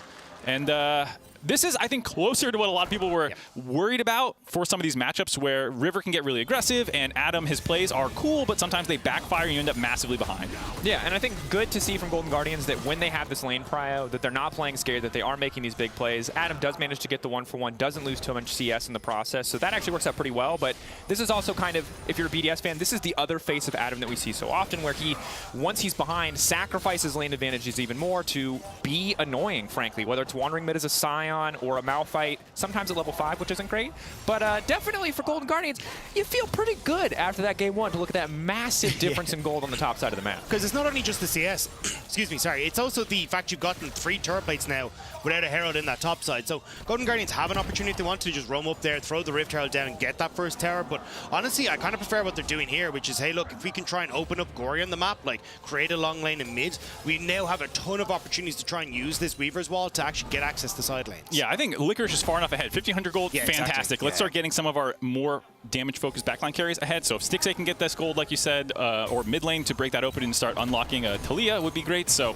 we'll see what they try and do because Licorice is going to finish off this turret just fine on his own, getting some dirty farming in there as Adam doing what he can. Yeah, we'll just do his best to pick up the CS, clear through the wave quite quickly. Bit tricky. Could suffer on the long lane, especially now that the Iceborne has come through. Adam, I assume we'll be going for the Stride Breaker here, but see if there's any adaptation given the massive deficit that he is in at this stage of the game. And just across the board, checking in, obviously all of the gold difference essentially at this stage is Licorice, more or less. The rest of the lanes, relatively close. Decent CS lead for the Bel'Veth, the only exception.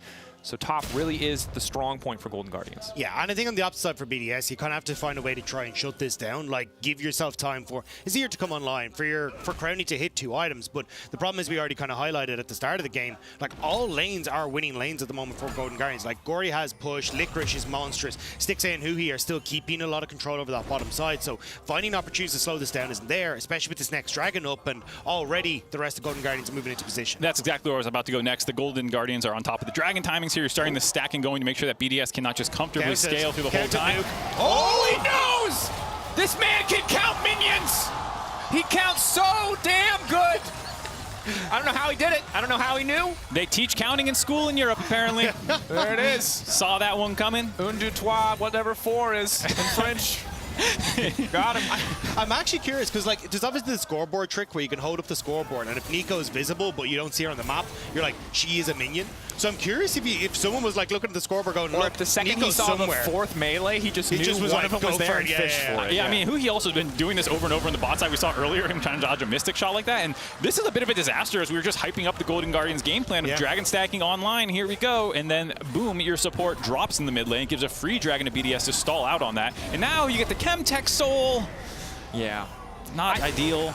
Most certainly. I think the awkward thing there is just, did Huhi need to make that play? Could they have just had dragon control? We don't ask without those kinds that? of questions. But clearly keen to get something done there. Can is the question. Should doesn't exist. All right. The answer was also no. So, bit of a tricky one there. But credit to Golden Guardians, even though they do lose that, they get some use the Herald on the bottom side. Again, top lane's already good. Don't need to use the Herald there. Now, though, the dash into safety. Nuke still winning this trade. Gory playing incredibly risky here. Has no one in the area. Nuke, of course, not feeling confident enough to flash in or over-pursue in that trade. As Golden Guardians, once again, just trying to contest in the jungle. Blue buff will go over to Shio, though. During that time, Licorice drops the top side of the turret. I do like Nuke here kind of recognizing that they need to do something to stop this slow Golden Guardians creep of advantages. The gold lead continues to grow despite that mistake in the mid lane. And Nuke here getting Prio back against Goric, getting him low, at least stops the Taliyah from comboing with the others pushing side lanes. And I think that's actually really nice to see out of him, recognizing I've got to play more aggressive here than maybe I ideally want to. I can just sit back and farm. Yeah, it also made it a little bit tough for the Golden Guardians push into the jungle as well. But yeah, I mean, looks like just immediately saw the fourth was like I'm impressed he knew immediately that it was the first one, but I suppose technically those two waves want to meet in the middle of the lane, right? So you see the first one, it's like, oh, this is off. Sometimes the replays are a little bit finicky, but the minion positioning when you watch it back, that minion is slightly out of position. Yeah. So he did not practice the minion march before making that play in the mid lane. It did look a little bit more apparent in the replay than I think it did initially. So regardless, good on Nuke to sniff it out. Does not get them out of the hole at this stage. Still a pretty massive gold lead for Golden Guardians. Mid was already ahead. Balanced out now by the fact that Nuke obviously was able to pick up that kill, but still a small lead for Gory and a massive lead for Licorice on the top side. Adam going for the Stride Breaker as expected, but what is he actually going to be able to do, or is he going to just be trapped under this tower most of the game? I do like this kind of lane setup here, though, where Licorice has been a bit of a problem for Adam, so you keep Adam in the top side to go up against Gory, while Licorice has moved down to the bot side, and you leave Nuke there to just try and wave clear against him. We'll see if he has any more success just holding on to turrets than Adam was having. Yeah, even just clearing the wave out before it hits the tower, because that seemed to be the big one, is Licorice just having that demolish, making it very, very tough. But again, it gives River the opportunity to just get us in, be a nuisance against Sheo, like steal away his topside camps. Looks like you're going to try and respond here by BDS on this bottom side. And might even maybe look for something on Licorice, but I think at this stage she's too far ahead to really try and contest for some sort of dive or anything. No, I think this is just good map split play by BDS. You know that Adam is your weak side of the map. You're kind of giving that over as he has to burn his flash to survive there. You're sacking your top side. Adam still playing up as he does, but during that time, the rest of BDS getting things down the bot side of the map. The problem is, though, that they're moving people like Crownie up to try and facilitate that and make sure that Adam is going to be okay, which now gives up your mid control as well for Rift Herald that's going to be coming up. So even though it's like, oh, Adam kind of like being a bit cheeky, it is costing them, and even Shio there trying to cover that mid wave now has to burn his flash. Could be tricky in the fights to come as well. Looks like Huhi's going for Proto Belt, so more of an aggressive option than the CC of an Everfrost, or a defensive option like the Hourglass, so I imagine that could be the second item regardless. Setup is there. Herald should be taken care of. You can't really contest a Kalista here, but BDS might fish for it anyway. The spears are there, the wall now comes out. They need to decide what side they want to be on. LeBron leaping out to safety. Jungler locked up. The support pulled back by the Fate's call, and the objective will be secured. River as the upgraded form now. As Licorice has been caught out and taken down. LeBron fishing for the engage, but the CC will deny it for now. Has to be careful. BDS will walk away. They do not get the objective, but they do get the free kill. Licorice taken out of the equation. Yeah, second time in a row, Huki's ultimates have not been able to lock down key members. Ends up a bit isolated and presents someone that, at the end of the day, it's Licorice who drops, trying to get him out of there. Bought enough time for Golden Guardians to get the Rift Herald, but the pressure is completely relieved now. You can see instantly BDS able to get some turret damage down on the bot side. Nuke actually teleporting down there. Yeah, I think it's going to be a case of can River respond with the Rift Herald, like actually get some of this pressure back. At least Nuke TP and bot side. I don't think he'll be able to get this bot lane tower, especially with River in the area. Nuke dash out to safety. Knockup will not connect. River obviously would love to get something. You played against Bel'Veth, you know this. Herald, very important for Bel'Veth, so it's not just a normal Herald, it's a Bel'Veth Herald. Really want to make sure you value that. I think it's going to be a take two here, though, where Golden Guardians like rotate mid, you get River into position, try and get this mid lane tower down. Dragon in 30 seconds, like try and get the mid lane turret down. You can move in towards River there, set up your vision significantly easier, but I think with the amount of ultimates that they have down, it doesn't look like they're as confident to try and push forward there. I think that's really important to call out because, again, Huhi is a very squishy boy. The Fate's call got him out of jail there for an engage that ultimately wasn't super effective, as well as the life of Licorice. He does not have that luxury this time around. The Pop Blossom will be available, so creative angles, turning into minions, maybe he can make it work, but the ulti won't be there from Stixxay. Yeah, BDS, I think, knowing the long timer on the Kalista ultimate, are trying to contest some good chip damage there, though, onto Lebrov as the key engager for BDS to chunk him out early on. And this is kind of where Maokai shines, right, where you want to try and get that space back. You throw in a couple of these saplings, force Golden Guardians back, try and get space, but again, you can see Nuke moving up towards his top side. Looks like BDS are like, look, we're just going to trade. It's only second Dragon for Golden Guardians. It's not going to be too much value, and we can instead look to try and push elsewhere, but Adam, he's now caught between a rock and a hard place. Yeah, the minions are coming in, so River's going to finish off this objective objective by himself, and it'll be a 3-man collapse onto Adam, who is not particularly tanky. Does have the Strive Breaker finish. Actually, he's going to hop onto Stixxay. Just cleanses, just starts to walk him down. Is he just going to have a Garen moment? He is! He is! He did the math! He knew and he will die for it. But that's just Garen things, baby. Oh, he attacks Golden Guardians as they try and go for a pincer move. He picks one person, singles him out. Stixxay draws the short straw, getting too close to Adam, who just runs him down. They still grab the turret. They still have pressure, but that is a nice little take back from Adam. BDS can count. They can do math. They clearly, they can run at you. They can run at you. What can't they do? Right now, defend mid lane is the answer. The Herald will push in. The second charge shouldn't come through here as Crownie leaps in to try to hit the eye. Will be denied. Overall, gold lead still to the side of GG, but a bit of a fumble there from Stixxay to get caught out. Yeah, a couple little stumbles here out of Golden Guardian so far. You have, obviously, the Rift Herald that went a little sour. Then you have this play. And these are the kinds of things that can get very dangerous against a team comp like BDS, where they can slowly not let the gold lead extend too much. It's still 3.5, which is where it's been for, it feels like, the last 5 or 10 minutes. Yeah, I mean, this was just... How do we break this one down? He pushed his Q. I don't know why Stixxay goes for this. He pushed his E, and then he pushed R. Ladies and gentlemen, Garen, dab. But the thing is, Stixxay shouldn't have pushed it. Like, he had the wave coming. You've got he wanted to escort the wave in to make sure that Adam couldn't cut the wave, and then, you know... Garen is a math problem, and he did the math wrong, and it happens to everyone. Because if you don't play against Garen, you forget how much damage this champion does. That's just the reality of it. No one plays it, so it must not be good. Okay, all right. No, I'm saying that's like the mindset. Like the mindset. Yeah, it's like, I don't see this, so it can't be that strong. True. Oh, Nuke. Gonna find River out here. Ooh, clean sidestep. Nuke, where's the dash gonna go? The knockup now coming through. Nuke surely dead. Flash to safety. Dash! It's clean! The backstep! But it's not enough because here comes River. He's just gonna slap him with his slappy hands and find the kill. This is a good job from Golden Guardians. Like, they've been playing BDS every time they overextended side lanes. Now Labrov might be overextended as well. This knockup, empowered Blasco. We'll take him out to safety. Well played by Golden Guardians to convert that kill. Nuke tried his hardest to make it out. Guys, they do get the flash as well and still managed to find it. Yeah, BDS, again, playing to the flip side of the map, getting some pressure down there, but Licorice being more respectful, backing off that situation. I think they did finish off the top turret during that, potentially, so not at the end of the world, and the little spawnlings of River were not enough of a push to then get the bot turret. Because that's the concerning thing when you die in a side lane versus Bel'Veth when she's in that form, is there's this giant wave of creeps behind you, and you end up having to recall 2 or 3 people to defend the push or something like that. But not the case there. Was not a stacked up wave. All I'm saying is if Golden Guardians win Worlds, they should have a Bel'Veth skin that spawns little Golden Guardian fans. To run down mid lane. Skin designer Dracos. Anyone who plays Bel'Veth wins World, please. That's all I want. But for right now, River having a hell of a turnaround in this game. And again, credit to Golden Guardians. When we talk about their veterancy, this is what we want to see, this adaptation not being phased by what could have been mental boom after a game 1 that BDS favored. And BDS weathering the storm for now, holding on, but certainly Golden Guardians still very much favored in the game overall. Yeah, I think Gory has had a much better bounce-back game this time around, not making any mistakes, following up on the rest of the team's plays quite well. I think Huhi is someone who is, a great mood maker for the team. No matter how bad things get, he's always laughing, always smiling, finding ways to keep people's spirits high. And like you said, they've been in some tough positions before, and this team is no stranger to having it bounce back, and that's exactly what they managed to do in Game 2 here, but I don't want to get too far ahead of myself. I'm much more reserved with the lead than actually winning the loss. Like I don't want to curse something that's going good. Oh, knockback, walked away from LeBron. The interrupt coming through there, just the edge. He's now forced to ult and try to run out to safety. Gets out with the quickness. So this is one of the problems that they're going to start bumping into here for BDS when you have Adam without the teleport. Licorice can split down to the top side, or bot side, excuse me. Your 4v4 is winning up in the top side, chunking people low, and Adam is stuck between defending something he can't honestly defend against Licorice because how far ahead he is, but you're also not very useful if the side of Golden Guardians just respects the fact that you went to the Baron.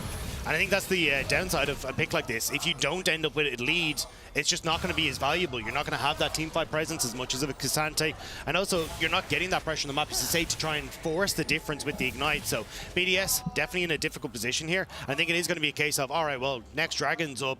Can we try and contest this? I mean, Rabadon's Death Cap not completed for Nuke. He only just picked up his second needlessly large rod. Yes, you've got 2 items onto Crownie, but this again could just be a case of, right, like, hands off the wheel, lads. We're going to go to the opposite side of the map, see if we can get Nuke a bit more gold, and hope we can fight 4th Dragon. And this is why getting that 1 Dragon was critical, because otherwise you're looking at Soul Point right now. If Golden Guardians did not mis-execute there, you are forcing, it is Chemtech Soul again, not the end of the world, but still a huge acceleration. And here, BDS can sit back, wait for that next 800, 600 gold that Nuke is going to need to finish off that Death Cap before really starting to fight at the actual Soul Point. Yeah. Stalling out the game, again, BDS are no strangers. They're a team that could generally pretty comfortable executing in team fights once they do have that itemization. Golden Guardians still have a ton of tools, still have a lot of ways to shut that down. I think this Talia, the combination with the Nico, there's a lot that can be done here for Golden Guardians as we get later. I think they're still in control, but honestly, credit to BDS. You know, I'm not a big fan of the Maokai after all the nerfs, but one of the things that it is doing for them right now is just keep some amount of relevant vision control at all times. The fact that they're able to comfortably push in and take control of Baron without mid-prio is because you can just throw a cat in the bush first. You're not risking anything. It's easy approach, and it's letting them hold on in this game longer than they maybe should be able to at a gold deficit. Yeah, I do think this is really smart from BDS, though, which is like give Golden Guardians enough of a lead where they believe in themselves and then crush it immediately. So when you get into game 3, it's not as bad, you know? So, yeah, Labrov, though, giving them that false hope here again as he backs away. He's on a mission. He's boosting their DPM stats. He felt bad after game 1. He's like, here you go. He's like, I didn't mean to do more damage than you, Gory. That was oh, no, we don't talk about that. It's okay. I think we're eating crow here on this one. Like, we just have to accept that it's turned around. It's not quite as embarrassing. It's 4 minutes later than when Golden Guardians actually lost game 1, but it is, I think, hopefully more indicative of how this series is going to go than the game 1. As much as I would love to 3-0 smash BDS as an NA fan, I think I'm really excited to just see a good series. Since there's people talk about this, there's only been 4. I think this is the 4th best of 5 ever between NA and EU at the official Riot Games events, MSI or Worlds. And so it's really cool. I know technically this is not World, but it is very, very nice to have this matchup again and have fans something to root for. If we all, as NA and EU fans, just say it's Worlds enough, it becomes. Does it become Worlds? Yeah. Fake it till you make it. Fake it till you make it. You know, we're gonna win the first best of 5 at Worlds. True. There you go. Oh, I like this. Okay, please let this work. Not actually. I'm sorry, BDS fans. It's just so funny if it does.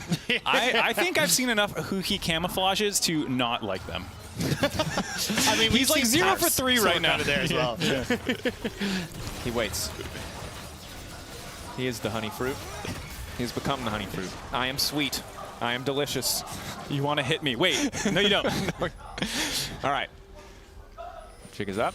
It's going to have to get out of there. And again, relatively quiet. I think at this stage, Golden Guardians have a big lead. They're 5K ahead, but they still have to be careful and respectful around these objectives. Their clear speed's pretty solid with River and Stixxay available. Their control is solid, but the potential for a Maokai ult or an Azir to disrupt everything and turn this game around is still there. Yeah, I think the thing is, like, a lot of that lead is going to be on top side, right? And no doubt.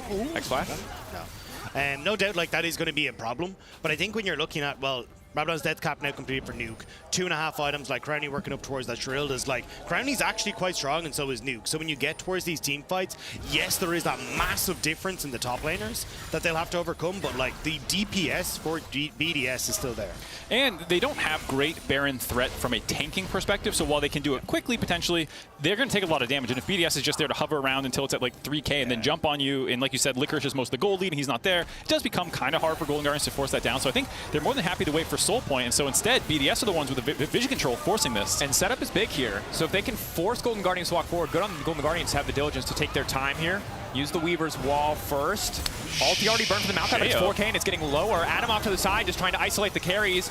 Eyes on the objective, 2K, it's getting lower. Now you have to steal it, it has to be taken away. And Gio manages to get it, it's just a coin flip, but it comes up heads for BDS. GG now need to get something back in the fight. River on the side, trying to survive, but he does get caught out. River is getting lower and lower. Nuke and Crownie together versus the world. And here comes the Garen. BDS again finding the angle. It was all good for Golden Guardians, but they can't find the smite. They can't find the fight, and BDS bring it back. Give them false hope. Just put them in their place. You said already, BDS are like, hell no, you're not taking this game.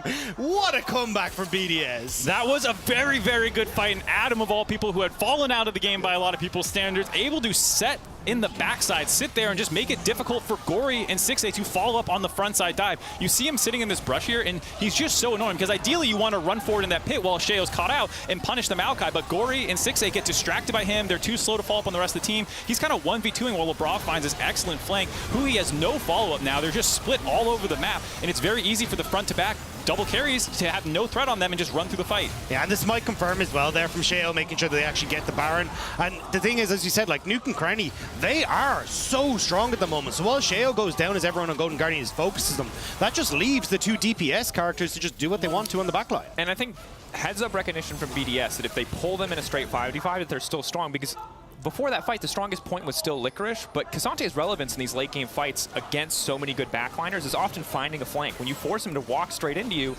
things look a lot better. 5.5K Baron power play.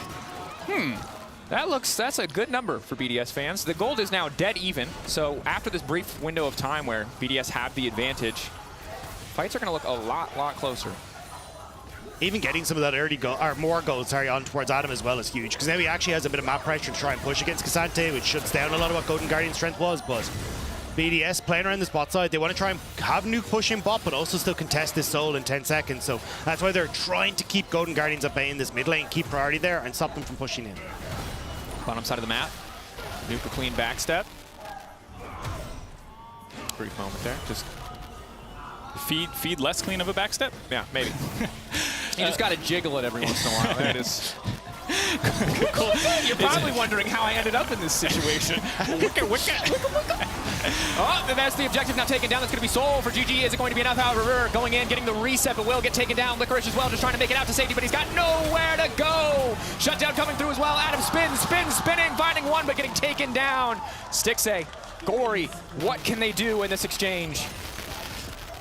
They are backing off, I think, right now. The Baron usage, they already got 5,000 goldie, but for Golden Guardians, it's pretty huge to actually have this soul point in your side. So if you can weather this Baron, keep the goldie close to even, of course, BDS has better scaling, but the copium angle now is at least you have the soul point locked down for your team. Yeah, I think the sad part is that 2 of your members died in that place, and now you get to push in on bot side. They're already contesting mid as well, so you're going to lose a lot of map pressure here for Golden Guardians. So actually trying to step outside your base is going to become quite tough. At least Gory has push in top side to kind of help that, but that's going to be the next point of attack.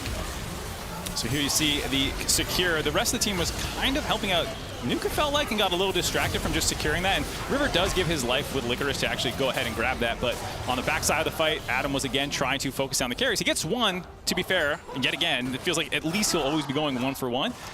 So he's going to be a big problem for the rest of this game. Who his life sucks is the truth, because no matter how strong his carries are, he's always getting one shot by that Darius. Well, and to be fair, his carries are not like great tank punching champions necessarily. So if Adam is able to kind of just, put the resist on you, run at them, they're not going to burn you down super quickly, and you can usually get a fair amount of damage out no matter what. All right. But here we are.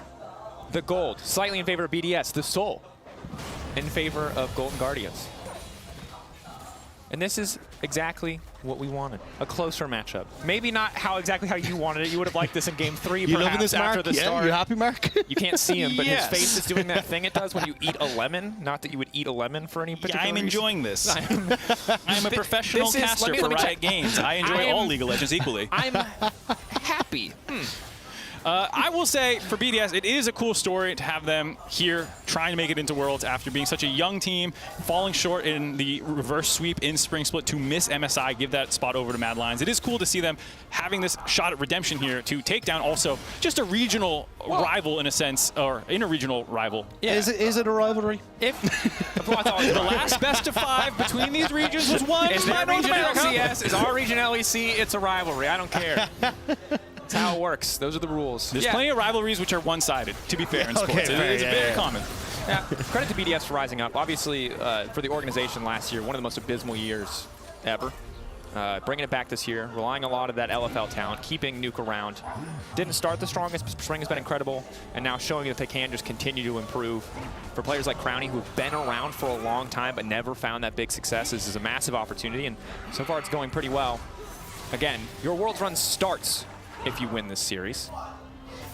So still a ways away from making any progress there. Yeah, I think obviously the winner of this going up against Team Wales is going to be a very interesting one. But it definitely feels like this is kind of the, hey, look, if we can get this, we're kind of up against what should be easier competition. So I think this is kind of really where for a lot of these teams, both these teams, this is your over.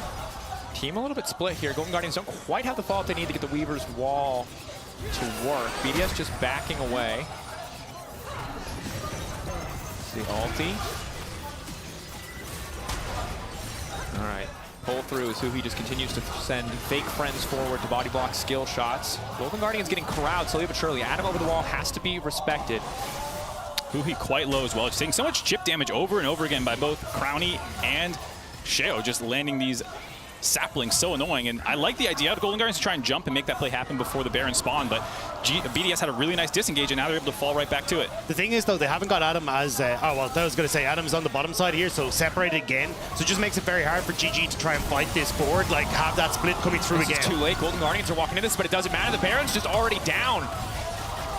River slowly but surely getting chunked out. Crowny now going in. River's set to fall. Flashing over the wall, but Crowny's still going to be able to finish the kill off there. Nuke now going in, and BDS just taking over. Golden Guardians caught lacking on the Baron play. They just were not ready. They could not find the angle to contest, and as a result, this fight is going horribly. Licorice now able to pull Shio back. Will it be an escape, or can he find the kill? The Empowered Blast coming as well, trying to isolate and at least take out the jungler while the rest of BDS barrels down the mid lane. Now looking to help, looking to back up. Shio still standing for now, but they will grab one in return. Shut down for Licorice. Still a huge play out of BDS there, being able to grab the Baron, find those kills, now continue the push right after. You have to feel like this is the second win just waiting to happen for BDS. They might not be able to end it right now, but at the very least get this inhibitor down, but they want to go for it. Adam immediately just going to go in. He's just doing Garen things. Chemtech Soul keeping Stixxay alive, but just barely as BDS again break through the base of the Golden Guardians.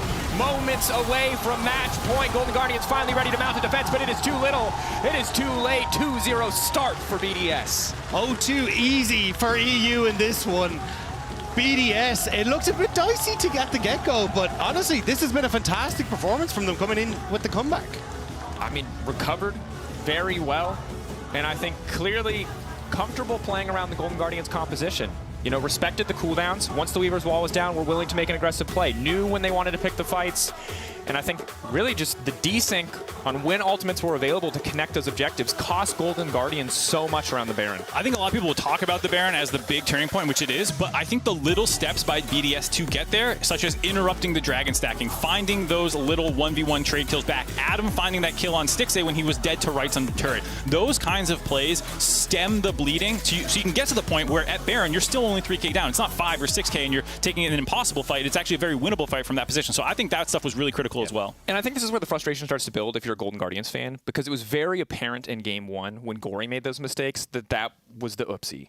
Now we see the same thing in Game 2 with Stixxay, where it's like there's just these little mistakes you can't afford to be making in this high-stakes game that are costing so much in the long run, even if ultimately the Baron is the most obvious, flashy thing that went wrong. However, that's enough from us from the caster desk. Let's hear more from the analyst desk on what exactly happened in that Game 2. So we're saving Mark, huh? Get him off the plane! You know what? Honestly, I was laughing so loud when Dagda just dropped the "it's too easy" at the end. To see him dancing and boogieing there, I'm so sorry, Mark. At Res, however, I'm not sorry because I'm over the moon. Going into that game, the way it started, I started to get nervous. I told the entire production team, everyone behind the camera here, it's going to be 1-1. Yeah. So, Rez, why wasn't it 1-1? Let's bring the Baron throw up, because it was indeed a Baron throw, a burger flip from our North American brothers, and you break it down, Rez. Yeah, they learned from the best, and sadly, we're just not showing it. Adam really threatened the backline a lot, so anytime Golden Guardians tried to stop the Baron push from happening, we didn't really have anything to stop Adam from coming through, so, of course, Callista tried to separate herself from the team to force Adam away, but by that point, they got completely crushed. And I also think this is where some of the compositional differences hit the play. I know Stixxay will probably catch a lot of flack for this game, specifically on the Callista, but let's talk about it. Who does he realistically speaking hit? Do you ever get in range of his ear? No. Are you hitting the Ezreal? Maokai No. or Garen What are your frontline? options? Yeah. Rakan, Maokai, and Garen. And what do those champions want to do? Yes. They want to be on top of your face. So it was just super easy for them to, once the teamfight and Baron broke loose and Shio secured that, which was huge because Zach has easily gone over to River, they out-teamfight them. And they get back into the game. And once that happened, there was no way back for Golden Guardians. I was screaming at these two guys backstage saying that even though Golden Guardians had a lead, compositionally, I did not believe in their ability to actually play out those team fights. Now, I don't think we got a proper straight-up 5v5 team fight, right? Because it was a Herald fight early in the game. It was a Baron fight, both of which our boys did pretty well at the end of the day. And ultimately, BDS came out on top. Let's zoom out and talk about the rest of the game. Just before we do, I want to quickly apologize for the issues that our feed has faced during the last game. Our production team is working behind the scenes. We are working on some of our backup connections between here and Seoul, and we're hopefully we are hopeful that the problems will be resolved, but we are working on that. So let's zoom out. Let's talk a little bit more about how things changed this time around. Gulborg, this time, Licorice had a better time in the top lane. Oh, absolutely. And it looked like that with Shio and Adam coming up there. They were looking to try and at least equalize on a not an advantage, but trying to get Adam level 6. You can see that Licorice hits it here, and Licorice hasn't backed yet. The reason the lane state is like this is because Adam just ran up and ignited him because he wanted to set the freeze up. He wanted to have Licorice in this position with geopathing up there, but I don't know what the XP was like here if he still missed one minion to hit level 6. If Adam hits 6 here, Licorice dies, but they messed it up somehow, and when the level 6 didn't come through from the Garen, Licorice takes over. Yeah, and Maokai was so far behind from what happened earlier on the level 1 from the Bel'Veth, constantly invading him, that was just so much easier for, honestly, to get ripped apart by the Cassante. But where I really think it becomes more weird from here on is how Adam tries to influence the rest of the map with his Garen, because he's like, well, top lane is kind of lost now. How do I actually have a different impact on the map now? And while he's trying to do what he had so much success with in other stages of LEC, you're not playing a champion with CC right now. You're literally just leaving lane, standing there at time as well, walking into XP range of some of your laners as well, hindering their lane. This one was the most random, where you don't even get any solo play for yourself either. You're just walking up there with the enemy just being able to run you down. You don't have the proper vision set up for it either. Licorice probably thinking to himself, what the hell is Adam doing mid lane? I'm going to flash boost in my top lane now. River can hover, and now he's just out of the game, or at least he should have been out of the game. He keeps doing this. He keeps falling behind, but this should have been NL. We see this a lot. The casters even talked about it, both Dagd and Drake, because this is like it happens, special. but the thing is, I want it to happen when it's more... There's a reason for it. Yeah, exactly, when there's reason for it. This was 1 minute before Drake. It's not him coming down on a good timer for Drake to take a good team fight. It's him walking down, standing on a ward, looking there. No sweeper, no ping ward, and then just like, yeah. Obviously, both Goldborg is very animated. I'm very excited about this. I'm not surprised to see this. What I want to know is, how do you interpret this, right? Because you may not know that quite how often Adam does these decisions. Like, is that confusing? Is that something that could throw GG off? It can throw them off, and I think in that specific roam, at first I was critical because I was like, you're gonna miss XP. He didn't end up missing much XP on that one, and on top of that, they ended up actually the small bits and pieces cutting into the Drake stacking in from Golden Guardians with the composition that they had from Kalista, the Talia mid lane, and of course the pretty squishy mage in the bot side of the map and Nico. Like, you need to actually get to the third stack. Obviously the Drake wasn't the best, but the fact that it took longer. Now they have more time, BDS, to be able to find holes for Golden Guardians. They found the opportunity in Baron, but the fact that they lengthened the game was a positive. So they got the vision set up a lot easier because of the roam. A small thing as well is that the Golden Guardians early game leads didn't cover a lot of team efforts. It was a lot of mistakes that was then punished, but if you look at the kill participation, it wasn't necessarily because a lot of members linked up and created a play. It was more catching BDS when they were making a mistake, and going into the mid game, it felt like they had a hard time as well replicating it, then finding the way that they got leads, because BDS didn't give them more mistakes to punish them. I've got to quickly move on. I want to pull up the draft as we discussed this last point. Golden Guardians have selected red side now for game 3. Potentially their last of even making it to the World Championship. This is not Worlds. This is the qualifying series to get you into Worlds. As we look at this draft with less than 90 seconds to go, Goldborg, when it comes to you first, I think the draft from GG is surprising. We were discussing how creative they were game 1 to game 2. I think the weird and wacky is not working out for them, and I think BDS is just playing a little bit more fundamentally clean, and why they're 2-0 up. What do you expect to go to game 3? I think the Golden Guardians could need to come through with a different intention with that draft, because this is too short range. The Talia first pick does not work, even as a flex pick. It's good into Jace and has been a good answer, but when you don't see that come through, when you see an Asir coming through, you had to bend the Ori, you had to bend the Syndra. That's already 2 out of the pool. He still has the Asir, and Talia is still useless against that. So if you want to first pick it, you almost need 3 bans, and that's not worth it. Get that out of the way and build a more whole composition, because they've been coming through with too many random things instead of something where Golden Guardians could actually play League of Legends. Yeah, there's small bits and pieces, even in the draft. The fact that they banned the Renekton because they know if they're first picking Talia, that BDS is going to go for a Renekton themselves. So they're not even going to get that combination that is so well known from the Talia side for a three-wave stack dive top lane. So they're not getting it. They're moving it away. That's actually an indication that they agree that it's not as high of a priority for them now. So I'm interested to see what the pick is. If they see a Talia picked out by BDS, they've seen how good Maokai is. I'm going to give you one last chance. I'm ready. 5 seconds, 10 seconds. What do you say to Golden Guardians come into game 3?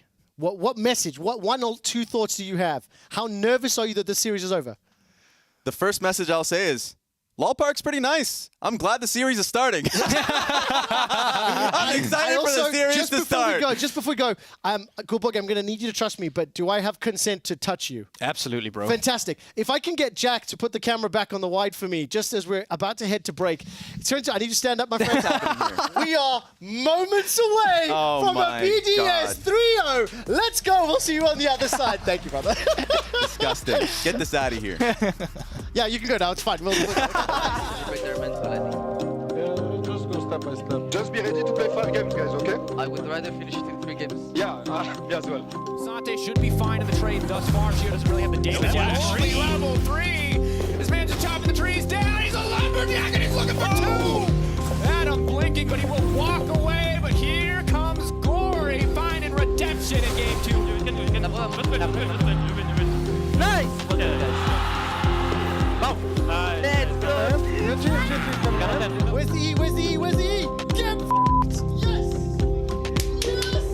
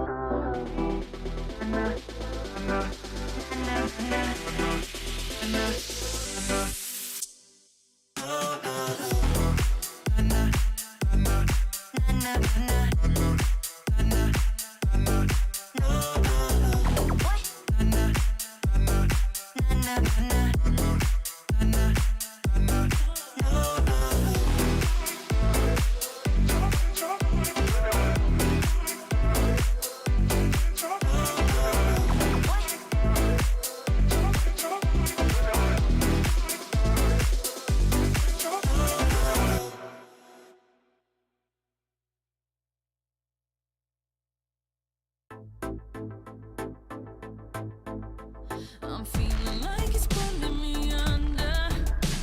You tell me take my hand and trust me if you can. I know I'll be okay if I hold you, and I'm not letting go. You open up this feeling inside me. It's opened up my eyes. This thing I cannot hide. Do anything to keep it around me, and I'm not letting go.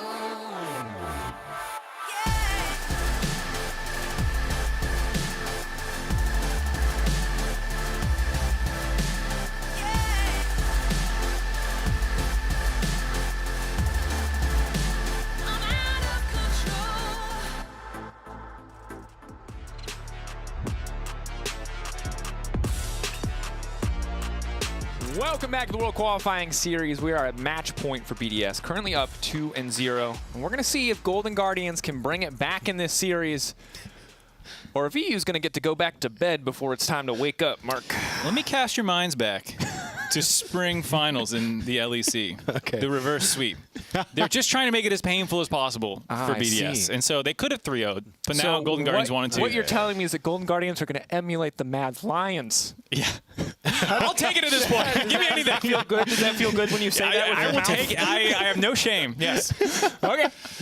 I get it. We've been here. We know what the 0-2 feels like. We know what the 3-0 feels like. We'll have to see if it happens.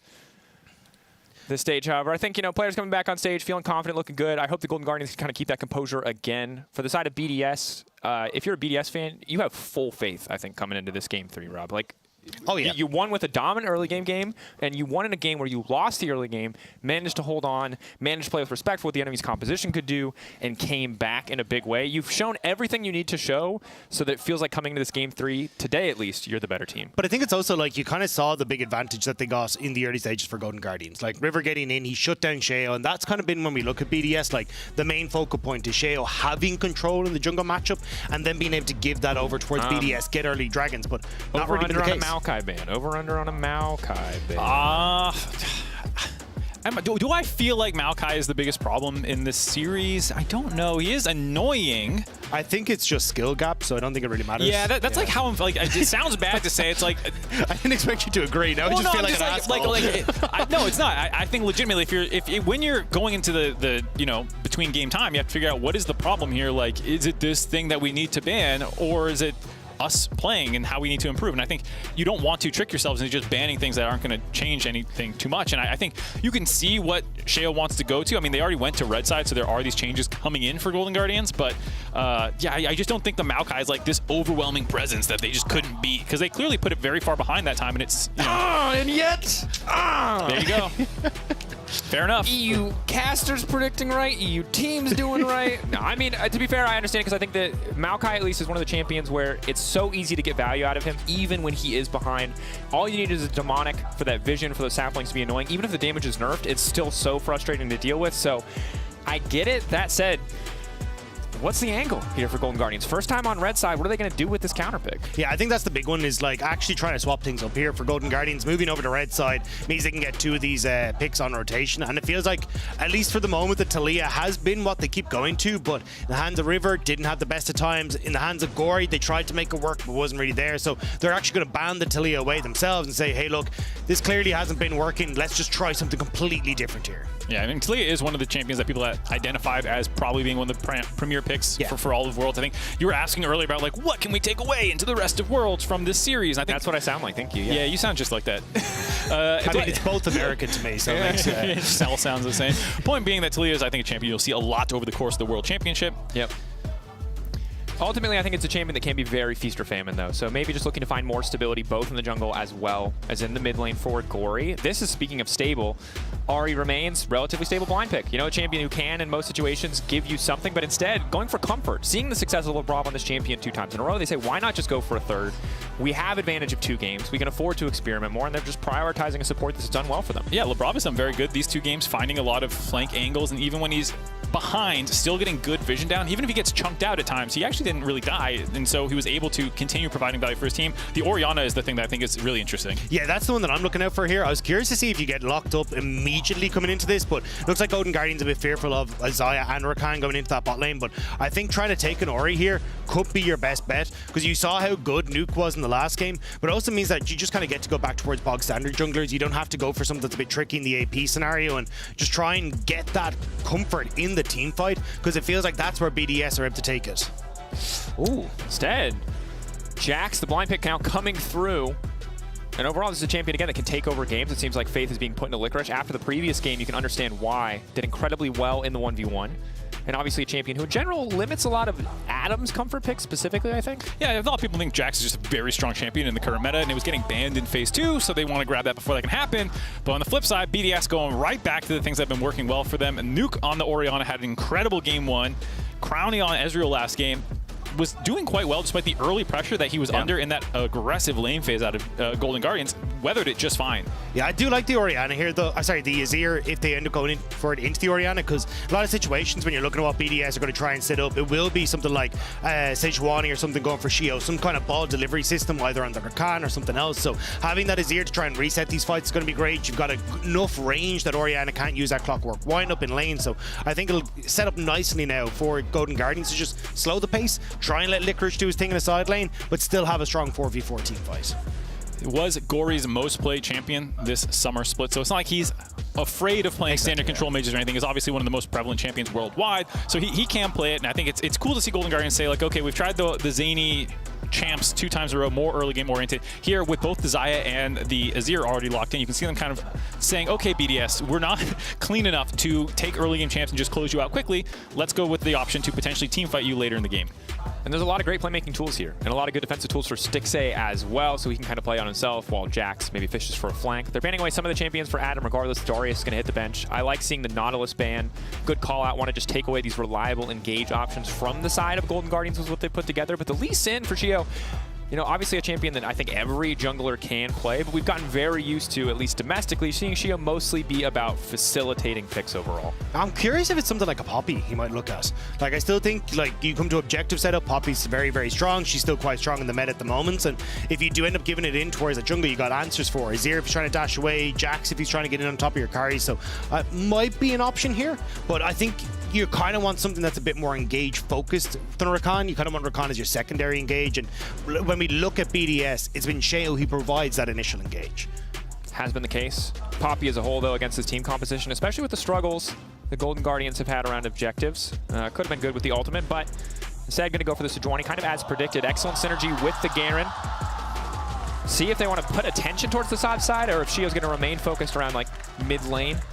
I also just love the crowd popping off for the Garen pick that cheers. They, like we said, has a surprising amount of fans in the Korean audience, Adam does, because of the LCK casters, Cloud Templar, and people hyping him up. Yeah. You also have, of course, Wolf watching a lot of his stuff. And it's just cool to see this when you have fans of other places because you have a unique play style. Yeah, I think it's a great call. It's one of my favorite stories coming into Worlds because it's just something that catches you off guard. We don't speak Korean. We don't engage as much with the Korean casters. So finding out that they've been hyping up Adam all year, that Wolf has been shouting this guy out is crazy. And I think for Adam, you know, we talked to him on Euphoria. He's really feeling special coming to Korea and feeling that welcome, and has to feel good when you're playing on a new stage on the international level for the second time for Adam, obviously, after his experience with Fnatic, but for the first time coming in here and fighting for that chance to officially be in Worlds if all other categories do feel like you're already there.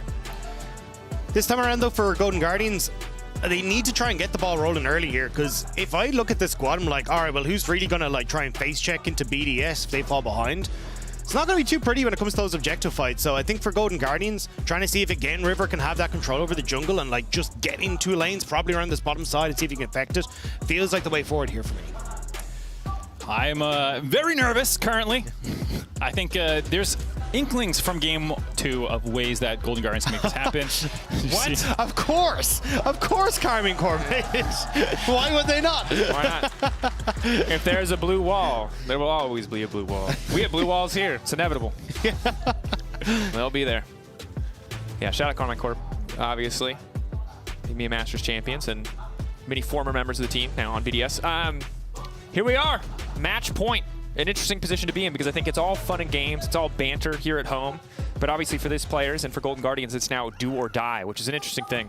Because for us, it's a regional rivalry. We're having a good time. But for 5 players, at the end of today, someone is going home. Yeah, high stakes game right now. Do or die for the next 3 if Golden Guardians want to reverse sweep. They cannot lose another game, or it's the last game they'll lose this year. For BDS, it's a chance for redemption after missing out on the previous international tournament at MSI with a reverse sweep at the hands of Mad Lions. Looks like Golden Guardians are thinking of some early level ones, but not going to be able to find BDS as they start to work their way through. Instead, Xiao getting a ward down just the back of Raptors there to try and set up. So let's spot out exactly what River's up to. So I will say also, River on Ivern is something we had not seen at all in Summer Split. Obviously, Ivern, very popular champion. Xiao himself playing a ton of it. And it doesn't immediately scream of River champion. He is good at pathing. He does often play a gank-heavy style, but it's definitely not something where you often see him as one of the main initiators on the side of Golden Guardians, and to not have that in his hands, it is a little scary. And they're clearly going for a different playstyle. Xiao getting clever. This is the Xiao from Scrims. The man who will cheese every game and flip it at level 1. Here he is once again. Not a flip, though. Has the vision, has the setup, just trying to take away this buff. Has the Hex Flash as well. He's going to maybe look for a play onto the top side after this. And at the end of the day, this is a position that that BDS have put themselves in because of the previous 2 games where they can make really aggressive wild plays early game to just try to take over without not worrying. Oh, Licorice. Because why would there be a Sejuani here? Why would there ever be a lady riding a boar on the top side? Here comes the Bear Cavalry, and Licorice is not ready There it is, a nice bit of Gouda to get things kicked off in game 3. First blood for Adam. And this is what we were talking about. BDS is so unpredictable. You can say, oh, we know they cheese level 1s all the time, but you don't know how they're going to do it or when. And that flash over the wall by Sheho on this elimination match, immediately jump-starting BDS in this game is absolutely massive, especially onto Licorice, who was, I think, the shining point in some sense in Game 2, getting some of those solo kills, those 1v2 plays. Obviously, there was a lot of invades by River, but just immediately hopping on this Jax and putting him behind is massive. Also the fact in bot lane, Huhi taking a lot of damage. He's still level 1. I think they would have liked to try and answer for this with River, but Huhi, he's not really in a position to try and set things up here. So kind of your opportunities for Golden Guardians to respond on the opposite side of the map falling apart. Yeah, instead you can see River going for the invade right now, trying to smite away one of these camps. Does have a charge, so can grab the potential red buff here, but I think for Sheo, you're very happy to just go vertical jungle and continue to maybe make Jax's life a problem. Yep, Jax though, Licorice taking the time, taking the lane priority that he does have for himself to wander in and place a ward. The good news for Licorice is that because he has TB, he's able to return to lane. Adam with the Ignite doesn't get to reset and spend his gold, so it's mostly an experience difference that we see for now. We'll see how much easier the lane is for Adam once he can spend that first blood money. And Gory also able to get pressure. But Nuke, once again, getting aggressive here in the mid lane. Gory playing on the edge, as kind of has been expected at this point in the series. Yeah, really awkward. He wanted to get that wave in, but couldn't quite do it. Now he's going to have to teleport back. And it's a little annoying that you don't get the push back by getting the wave into the turret. Here you see this kill. And like you said, you get the teleport, so you don't fall that far behind immediately in Golden experience necessarily. But the bigger problem is at 6, when the Ignite comes back up, because it's a shorter cooldown, you still will not have your flash available. Adam has his, and that's just like a repeat gank waiting to happen to get 2 kills on the Jax. Pre, 8 minutes is going to be huge if BDS can pull that one off. Yeah, it's very tricky as well, because you talked about splitting the map and it looks like everything's kind of just going to reset, but you can't, Licorice just cannot be left alone around level 6. He's going to lose all control of the top side, at least on paper. See what he can do and see if River wants to put some attention up there. First resets now coming in. Ezreal getting a tier as expected. Maybe this is where Stixxay and Huhi can feel a bit more comfortable in the lane, as Ezreal after first back notoriously pretty weak. Yeah, I think that's where you gotta try and put your focus here. It's River. Dragon is going to be up, so maybe if you can try and get onto this bottom side off of the resets that come through from Stixxay and Huhi to make something happen. But Labrov is now mid. 3-man pincer attack. Gory. Throws up Sand Shoulder, needs to dash out. He's just going to be forced to flash away, but overall successful gank for BDS. Not able to find the kill, but do get the flash. And the avenues of attack for Sheo are limitless. I mean, he's got a top laner without flash, he's got a mid laner without flash that he can look to capitalize on. LeBron's still sticking around here. Ball attached. It's just buying time. It's just taking some of River's. But right now, the early game absolutely in control in favor of BDS. Again, it's the vision control on bot side as well. They'll spot out Ivern as they come through, which is why Sheo's moving up here. Knew that he entered into that bottom side jungle, so they want to try and go for a play off this. Adam, don't think he'll quite hit 6 off this wave. Yeah, it needs, I think, one more creep before he does. Also has a good chunk of gold waiting in his back pocket right now. He's got 2K on him, or sorry, 1.5K on him, 2K total. So can go back and get some items, and it looks like he's just going to opt for a clean reset here. Needs to be careful about that. We'll go for boots too, as well as an extra longsword. You can breathe a sigh of relief a little bit for Licorice and Golden Guardians fans, the fact that this timing window will happen when your flash should come back up. You're still going to have to be worried because it is a lot of damage that the Garen can do, as we saw in the previous game, but at least the summoner disadvantage should be equalized out here. This is what I want to see from Golden Guardians, though. Look at where River is at the moment. Huhi coming in on the backside, and the wave's in a horrible position. This could be a great play for them. Q, healing coming in. That's 1E used up. River not going to commit.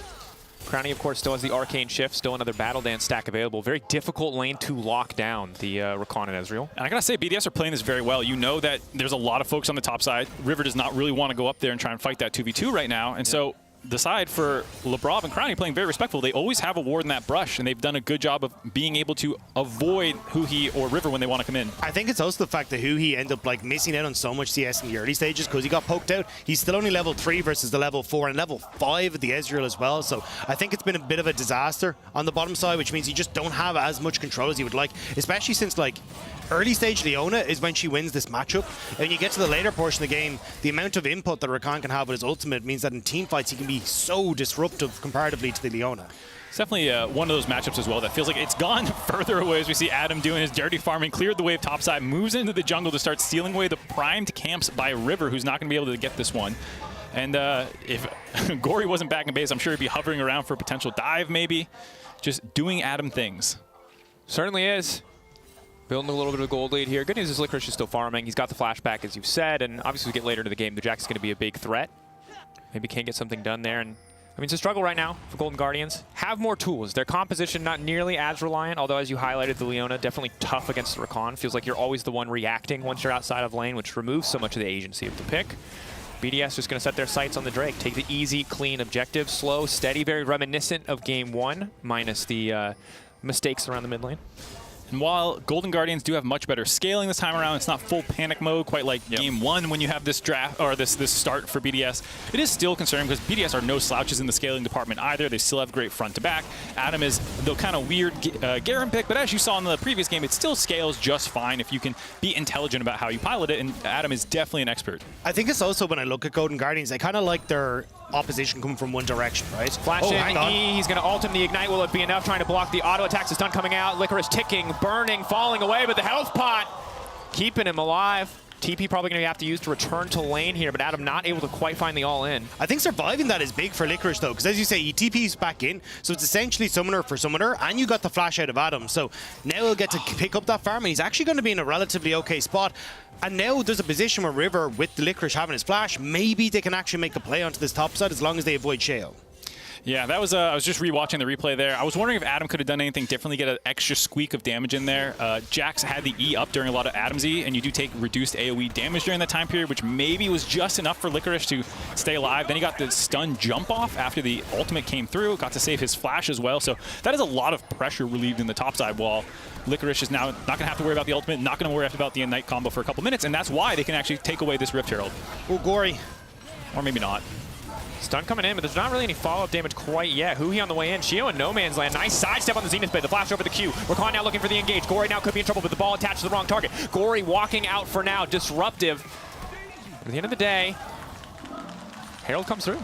Yeah, I mean, nice job from Golden Guardians, right? You got Hui's able to roam up. Sheo was trying to be a nuisance, but you had no push in mid, and no push over at the top side either. So you end up being a little bit late to the party. So although Gory was in a bit of a weird spot, there was just no follow-up from Nuke because he was under his own tower. So Golden Guardians, they get the Rift Herald, and again, it comes back to Adam not getting the kill, Licorice able to TP back into lane, and it's a Golden Guardians advantage off the back of it. It was a big clencher, though. I mean, we are not joking around anymore with all the EU, NA rivalry stuff here. As do or die, and that was one of those fights we've seen a couple times now where Golden Guardians gets the objective first. They started, but then Sheo had really good smites in Game 2, had stolen or finished off a lot of objectives, as well as punish Golden Guardians on the way out. Silence, ulti coming in. Licorice responding with an ulti of his own. Now trying to just run. Rakan on the way up, though. He's getting pinched. Between a Born of a Sty and the knockup now coming through. Licorice holding on for now. Azir on the way in. I think he can make it out. Gory, is he willing to burn anything? No. Locked up, and finally he will fall. Flail, the Northern Winds. Gonna find that one. BDS secure the kill. Yeah, Gory, no ultimate there. I think if he had it, he would have walked in and just pushed those two guys off, but didn't have it. During that time period, it allows both teams to start pushing in the opposite side lanes. Yeah, Granny going to be left alone. We kind of expect it when it's an Ezreal, but this is going to give Stixxay a lot of go coming into this. Plates and now getting the Rift Herald as well. He's in a great spot. Roam's coming through from BDS down to the bot side, but you can see they kind of realize we can't do particularly much. So instead, Nuke going to move back towards the mid lane. So Adam getting that advantage, but it's really going to be Stixxay who's the big winner here. And this is something that, as we see, Gory all-in should be able to just skirt out of there if he needs to. During the regular season for Golden Guardians, a number of times there were some shenanigans up on the top side of the map, and Stixxay ended up quite farmed and could carry a lot of those games. It didn't work well in playoffs, and I think people saw internationally at MSI, Stixxay was a bit of a weak point for them. And so there is a concern sometimes about his laning phase and sometimes some decision-making in the mid-game, but come straight to back team fight, he's actually usually quite good in at least North America. And so this is not necessarily the ideal start, but at only a 600 gold deficit and your Xayah, one of the best late-game team fight carries right now, getting a lot of farm, you're feeling decent. Yeah, I think that is the thing, though, for Golden Guardians, is I don't feel like BDS are going to be coming from one direction. It's going to be a front-to-back team fight. It's much more going to be a case of, okay, can we try? Oh, Sheo actually got him. Going forward, caught out here, immediately damage fall. Gory now going to go for the pushback. Can they try to find one in return? No, Sheo tanking the tower will deny the play for now. River, how much longer does he want to push with this? BDS, overall, relatively clean dive. Nice effort from Gory to turn it back with a Shurima shuffle. But the Sejuani tanking the whole time is healthy enough to just walk away. Yeah, no other support there from the rest of Golden Guardians either. Being able to overload him into the man fight. gets that kill down, and now the pressure just keeps coming on the side lanes. Adam almost finishing off this turret before 14 minutes. And if you can try and get, well, top lane turret down, get some pressure on towards Dragon as well, again, it kind of becomes a question of how to go to Guardian set up for these team fights. At least with Stixxay having that early goal, should be able to push in a little bit on the spot side, has River to support, so maybe trying to make a play onto Crownie before this Dragon spawns, and with Crownie being as low as he is on mana, just may not be an opportunity for BDS to contest this early Dragon. Be important to try to slow down the Dragon stacking of BDS, or to take it into your own control, certainly, as those objectives have been crucial. But again, just clean, slide in, lay down the ultimate, more than enough damage to finish it off. Downside for BDS, of course, is that Shio grabs the kill instead of Nuke, but given that they walk away alive and healthy, it's not going to matter too much. No, that's some pure cope right there. Very happy to get that kill for BDS. Now 3-0 in kills, 1.5k gold up. Dragon stacking a little bit slower this game. It is up, and they're overloading on that side. They're trying to find someone poking around the river. Fuhi cut out a little bit here, but they're not going to commit with the shockwave. Maybe we're hoping to catch out Gory. Sadly for Stixxay, though, Recalls doesn't quite have enough money to finish an item.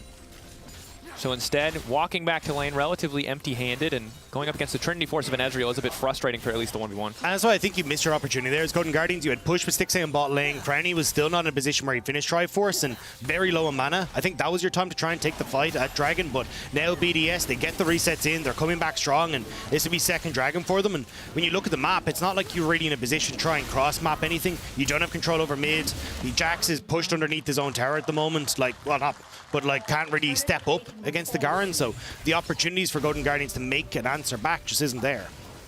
Now, still waiting on mythic items. Makes sense to not contest that Dragon, but does mean that BDS is keeping their foot on the pedal here, accelerating themselves to potentially 3-0ing the North American 4th seed. Ooh, nice footwork from Stixxay. Good bit of a trade there, but ultimately BDS just playing for pressure here, and they are able to hit the creep wave forward, force them to clear it out. No freeze opportunity there from the side of Golden Guardians. 2 Drakes stacked. It is a Cloud Rift. Ults are pretty important in this game overall. Movement speed as well is going to be nice to have, but probably happy not to see a Hextech or an Infernal. Yeah, I mean, Adam going to be able to take this top tower, no problems at all.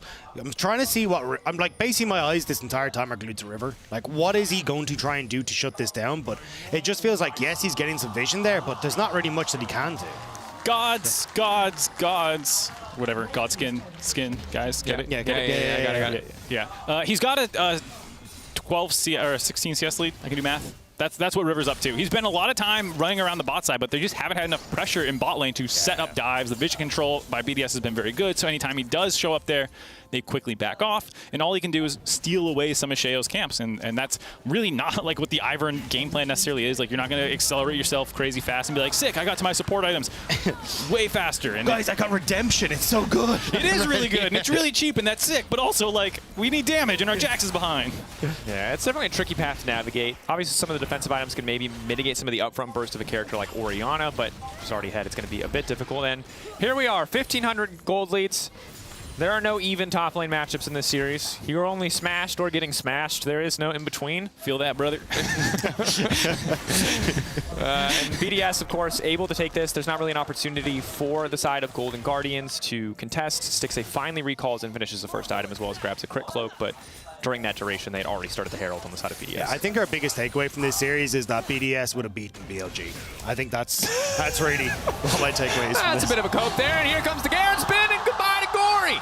I appreciate Gory also giving the free escape. Burned his Flash Ignite on the kill, so scoops him out of there before the Licorice Teleport can come through. Adam popping off, and like you said, BDS potentially the best team in the world. Yep. Thus far, you cannot tell me otherwise. This is the only series of international play we've seen on this patch. They are winning Worlds, so I think they're favorites now for Worlds. That's possible. Yeah. Distinctly.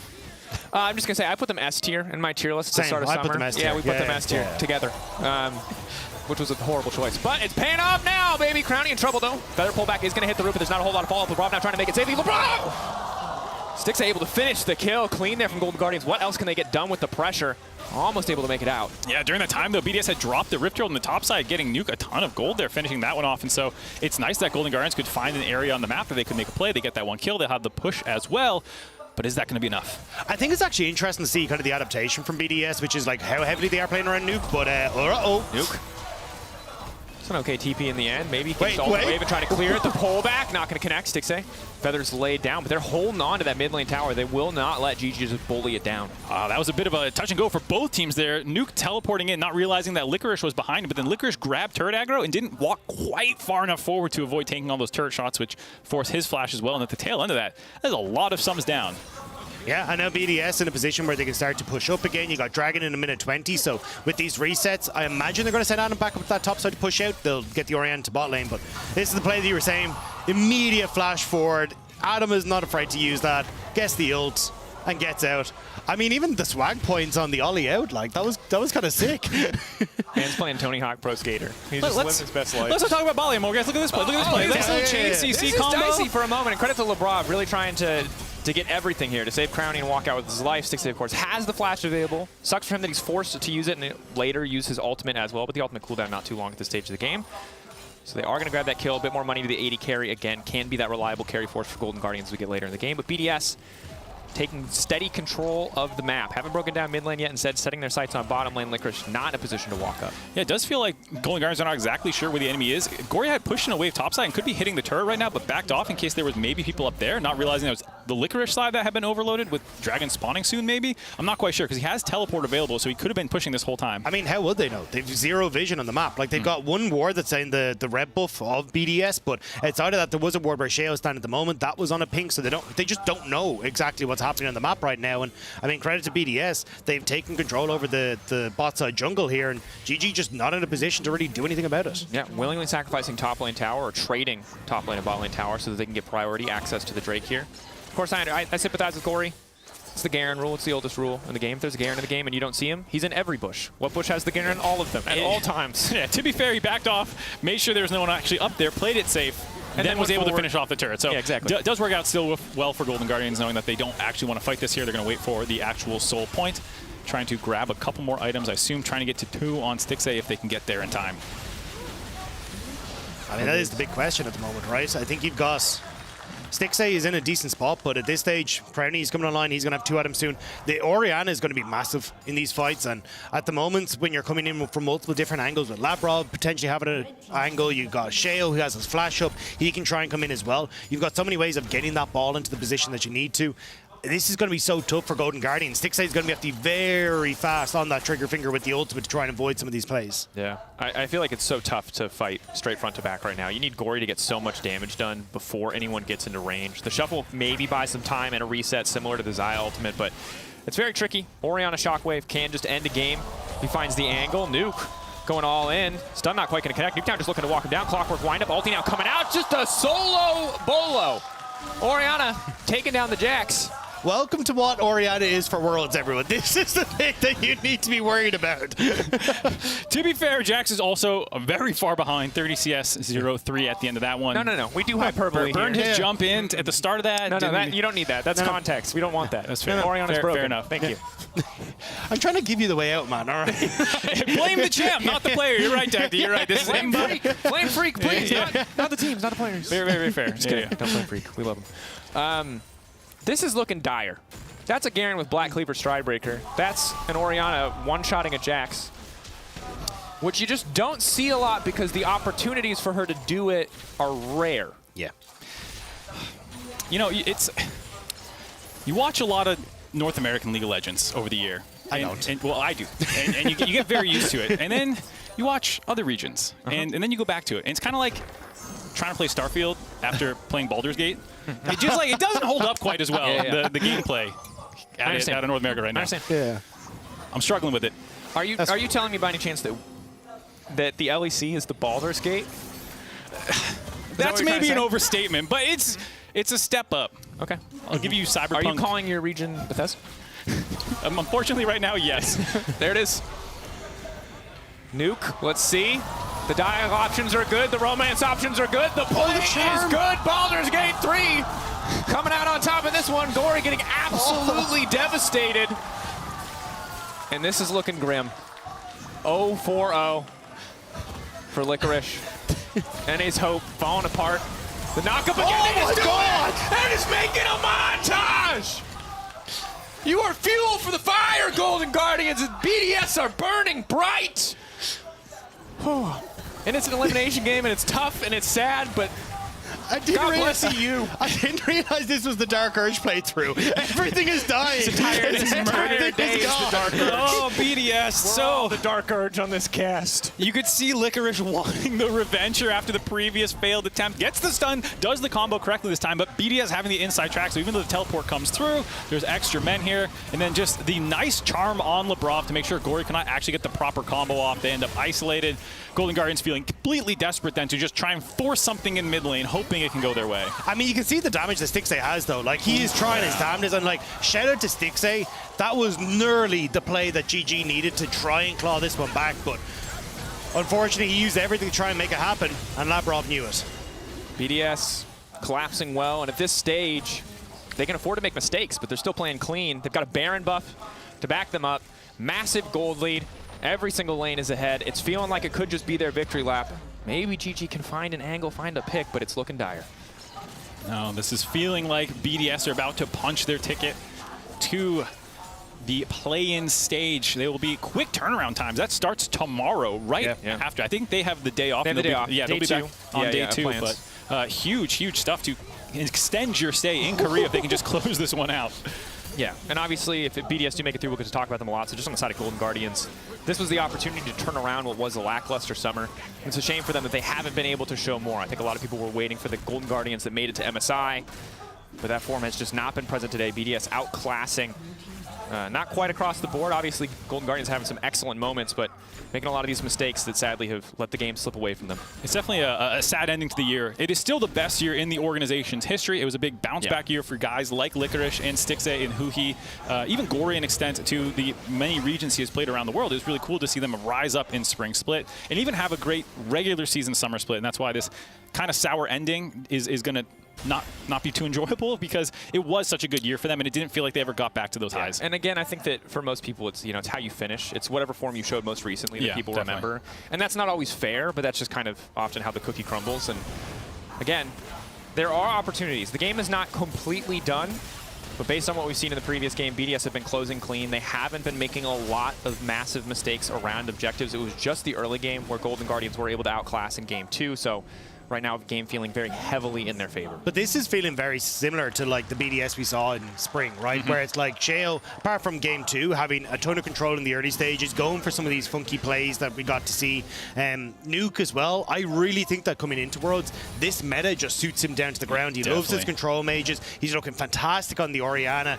And for these guys, I mean, apart from Adam, to make it to Worlds for the first time, this is such a massive turnaround. And I think that's the similarity I draw between Golden Guardians and BDS. Like, this has been a breakout year for both of these teams. Yeah, and I think even for Adam, getting back to the world stage, it was a very different Adam that a lot of people saw, and seeing this newer version where, yeah, he still does really cool, crazy things, but with an extra level, I think, added on top of it in terms of just a game understanding to make sure it's usually working out more in his favor.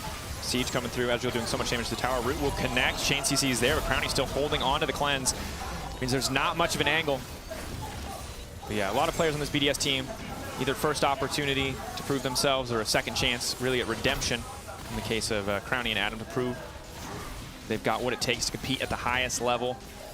Win here takes them to Worlds. Reminder, this is technically not Worlds, even if it is in spirit. They'll turn it around, they'll go to plans, look to be one of 2 teams to make it through there to the Swiss stage, where the biggest and best in the world are waiting.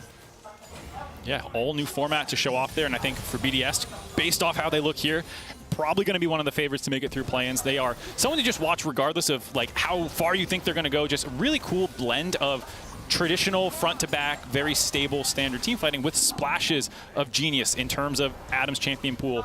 I love their level 1s and stuff like that. Like, they're a very easy team to cheer for and enjoy watching their gameplay. Thin line between crazy and genius. They end up on the wrong side every now and then, fair enough. But like, I appreciate that they go for those kinds of things, and they're not going to be a team that come Swiss stage if they make it there and they start playing against the heavy hitters, the JDGs and stuff like that. Like, they are going to have haymakers and strange things to throw at them. I think they're going to be a very exciting team to watch, assuming that they don't somehow throw this game and then 2 more. It's good that you added the caveat, just in case. Just to illustrate. All right, that's level 16 Garen with Dead Man's Plate. He's a big boy, Iron Elixir on as well. He is he's a problem. So, This is the point of the game in League of Legends, just to break down for you guys casting dynamics, where it's tough to talk about stuff because, frankly, nothing's going to happen until an objective spawns because BDS are incredibly far ahead. It's not bad. We're almost there. All right. Almost there. Is this everything you wanted today to be, Mark? This is like when I woke up, what was on my mood board. I saw what this looked like. Yep. Okay, a little bit of CC. Fishing for Adam. He's very fast, though. He's just too fast. Cloud, Soul. Cloud, Soul. Walking away. Zoomy boy.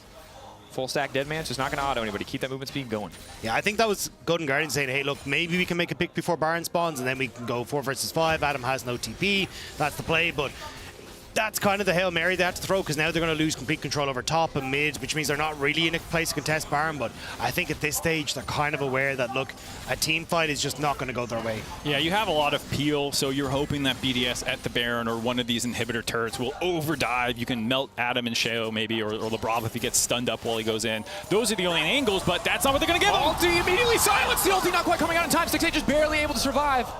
Flash burn from Adam. Ulti burn from Crowny. Close exchange there. All of Stixie's sums down now, though, makes it essentially impossible to contest these objectives in a full 5v5.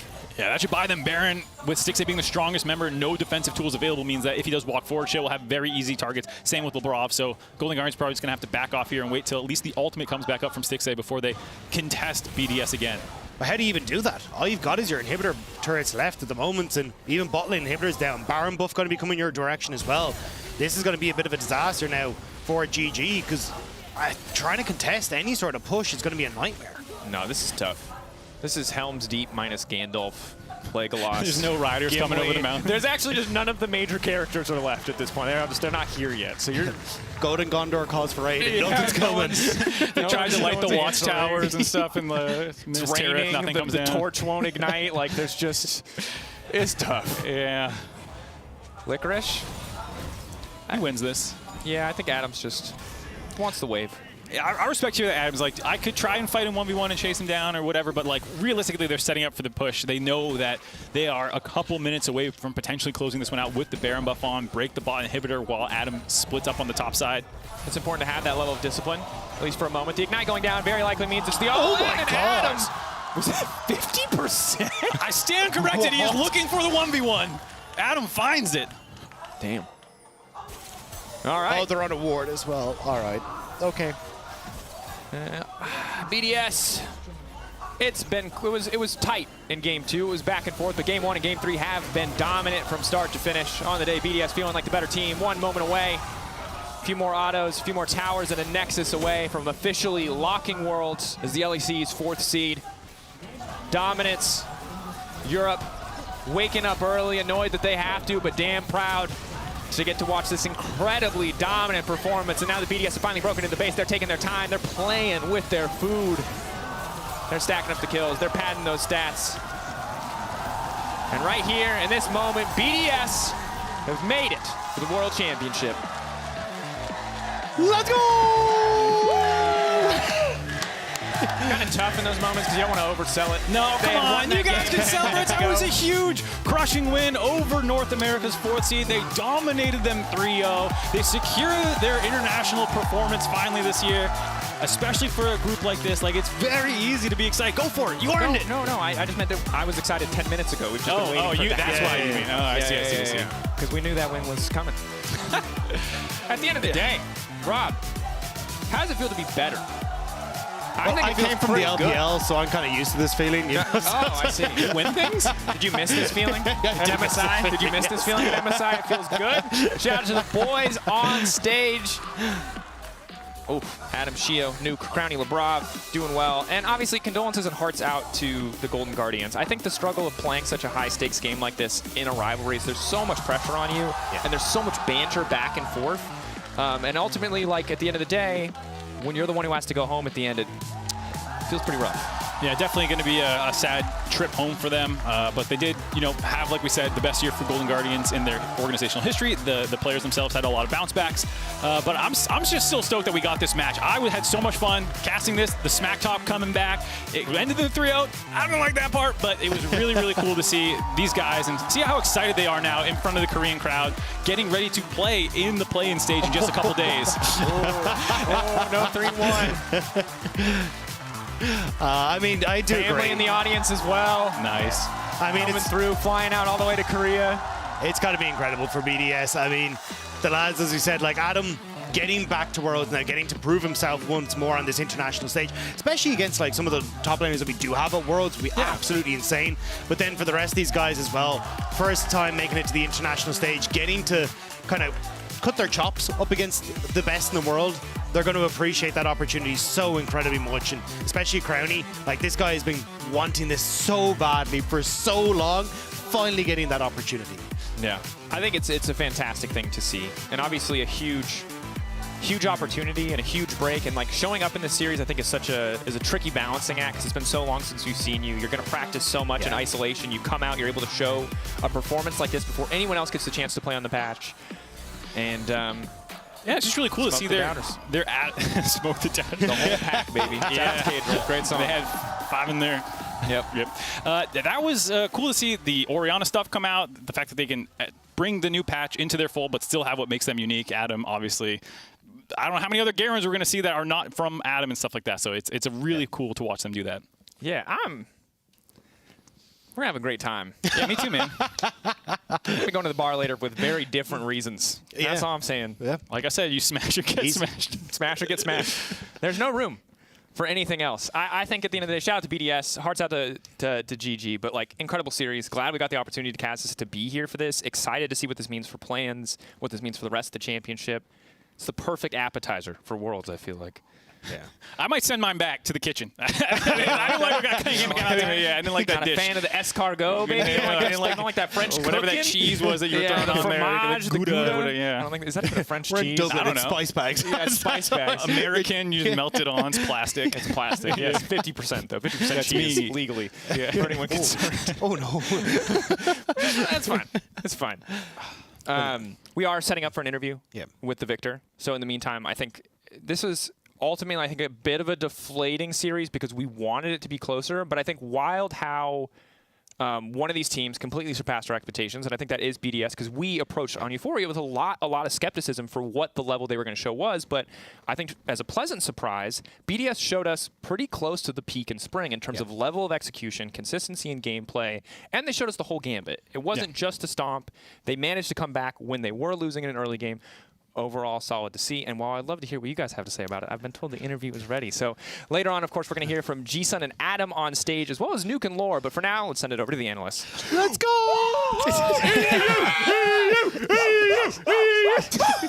No! I must admit, I wanted to play it subtle, but exactly. We actually just had moments ago a brief discussion. Want to be a little bit respectful, want to be subtle of this. Dracos and Dagda, they've taken all the energy. BDS 3-0 Golden Guardians. While we do wait for that first interview to be set up and obviously wrap up the first show of the event, let's say our condolences to Golden Guardians. Let's talk a little bit about that game. From the moment it started, it felt like BDS got an early lead, and they just ran away with it.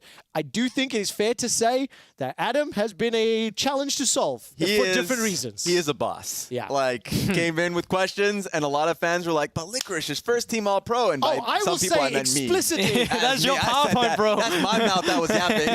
Explicitly to a bunch of people on Reddit. Why are they talking about Adam and Licorice? That's why. You just saw 3 games of it. Oh my God. I literally started being like, it's a shoo-in. Top lane matchup is great. Ban the Darius. They didn't ban the Darius. He didn't need to pick the Darius. To be fair, though, you did explicitly say during the pre-show that BDS, they do the way they utilize Adam, the way he plays the way the team plays, it's a little weird. It's not exactly traditional, and the answers weren't there. I mean, Golden Guardians, they tried different drafts. It didn't work. Game 3 went back to kind of something a little bit safer, more reliable, and it just fell apart, Goborg. I know maybe I sound a bit harsh right now, but you had a lot of time to only prepare for one team. Yes. Like, it's incredible the amount of time you had for this series, especially from Golden Guardian side as well.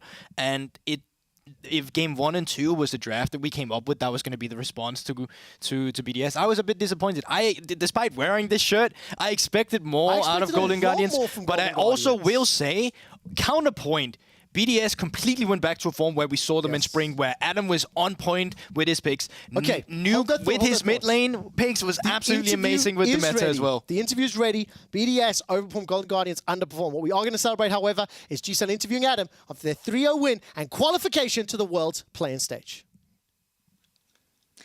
네, 승리한 BDS의 아담 선수 모셨습니다. 우선 가장 먼저 승리를 축하드리면서 골든 가디언즈를 제패하고 월즈에 진출한 소감 여쭤보겠습니다. Congratulations on the win. With this win over GG, you guys managed to qualify for Worlds. How do you feel? I would say I'm pretty happy overall. I qualified 2 years ago, so I'm happy to be back for my second time, and hope I will make it far. 네, 너무너무 기분이 좋다고 합니다. 특히나 2년 만에 월즈로 복귀하는 것인 만큼 이번에는 더 높은 곳까지 진출하고 싶다고 하네요. 사실은 대륙 간 라이벌이 굉장히 강한 LEC, LCS의 매치업이었는데 어떤 점에 가장 집중하면서 준비하셨는지 여쭤보겠습니다. So, the rivalry between LEC and LCS is so strong. What did you focus on the most in terms of prepping for this series? Well, they got eliminated pretty early, Golden Guardians in LCS. So we didn't have much data overall, but I had kind of mixed feelings about today's matchup because I didn't know if we were about to win or lose actually. But actually it was a storm, so I'm pretty happy. Something inside of me was like convinced we would storm them. In the end, we managed, and I said I'm just way better, So.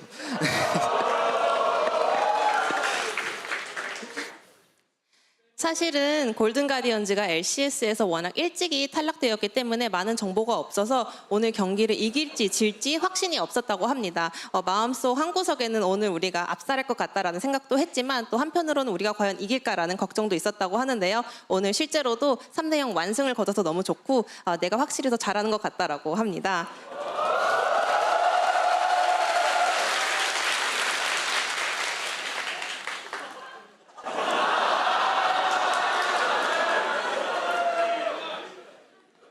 또 아담 선수는 한국에 굉장히 많은 팬분들을 보유하고 계시고 또 슈퍼스타라는 별명도 갖고 계십니다. 아담 선수에 대한 밈인 가다 세올에 대해서 아시는지 여쭤보겠습니다.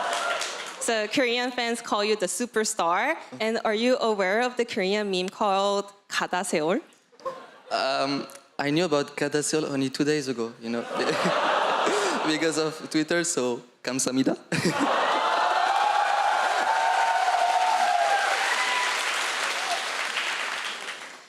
네, 불과 2일 전에 이제 트위터를 통해서 가다 세올의 존재에 대해서 알게 되었다고 하는데요. 너무 감사하다고 합니다. 이제 또 월즈가 시작되면서 발표된 월즈의 주제가 제목이 가츠인데요. 이 타이틀을 또 이니셜을 따서 가렌, 올라프, 다리우스 세트라고 말하면서 이제 아담 선수를 상징하는 거 아니냐라는 반응도 있었어요.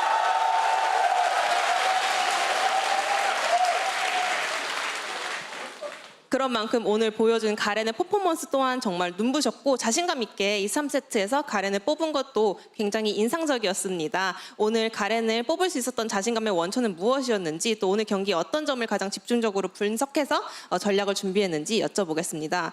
So you were able to pop off on Garen today for sure. You were so confident to lock it in game 2 and 3. You won POGs in game 2 and 3 on Garen. So how did you kind of analyze Golden Guardian's strategy and prepare for the tactics and draftings?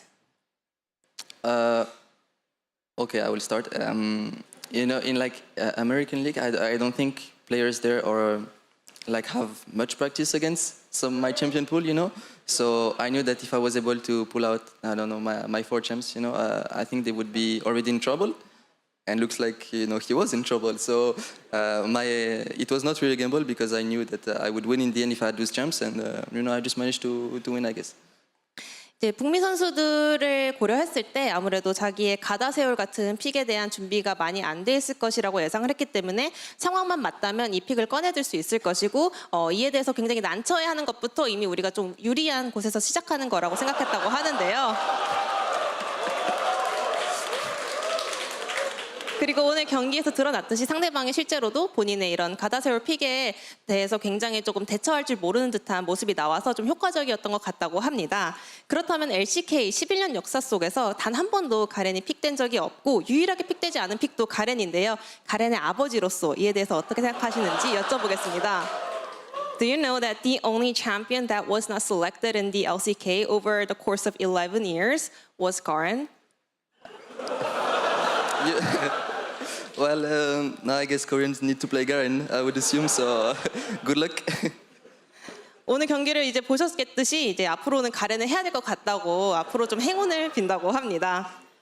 BDS가 오늘 정말 시리즈 내내 압도적인 경기력을 보여주었습니다. 이렇게 오늘 승리로 월즈 무대에 합류하셨는데요. 이제 다가오는 월즈에서 가장 만나고 싶은 탑 라이너는 누구인지 여쭤보겠습니다. So now that you guys are part of Worlds, you guys will be competing on the Worlds stage. So which top laner do you want to face the most?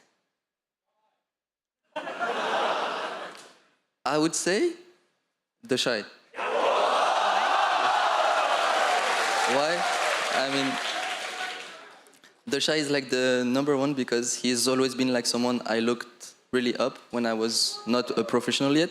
I was watching, his streams, his videos, etc. And the second one is also Juice, which I think he's really good. So if I get to face those top laners, I will be really happy. 가장 만나보고 싶은 선수는 더샤이 선수와 제우스 선수라고 합니다. 우선 가장 먼저 더샤이 선수는 내가 아마추어일 때부터 굉장히 많이 존경해왔고 방송과 영상을 보면서 많은 플레이를 배워왔고 또 제우스 선수도 월즈 무대에서 만나고 싶다고 하는데요. 이 두 선수를 월즈 무대에서 꼭 만날 수 있다면 큰 영광일 것 같다고 합니다. 그렇다면 마지막으로 이번 월즈에 대한 각오와 목표를 여쭤보겠습니다. Lastly, what is your goal for this Worlds and how far do you think you can go?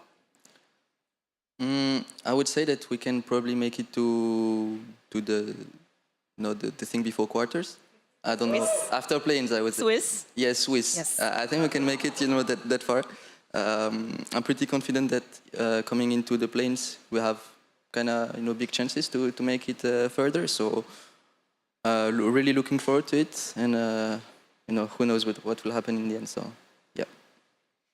네, 스위스까지는 진출하고 싶고 진출할 것 같다고 하는데요. 플레인 스테이지를 놓고 봤을 때 꽤나 가능성이 있어 보이지만 그 이후에는 사실은 완전히 가능성은 있는 건 아니지만 승부의 세계에서는 모든 일이 일어날 수 있기 때문에 최선을 다해 볼 거고 굉장히 기대가 될 것 같다고 합니다. 여기까지가 아담 선수였습니다. Thank you. Thank you.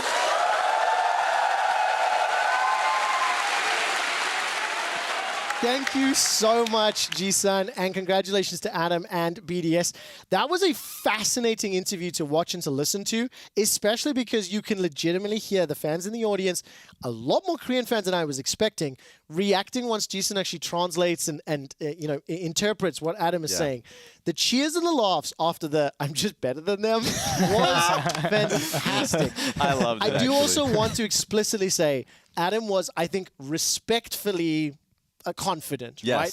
I think he recognized and acknowledged they played well, and he threw a little bit of trash talk in there. That was a bit of fun. I mean, GB, immediate thoughts off the interview. Yeah, I mean, I think Adam is a person that's really grown throughout his time in Fnatic. He was talking about he was there at Worlds 2 years ago, but the Adam you see nowadays compared to the old Adam, they, despite still having some of the same picks, could not be more far apart. He's way more mature than he was back then, and also the way that his playstyle is now incorporated with BDS when it's a bunch of rookies that can build this up together from a foundation around him too.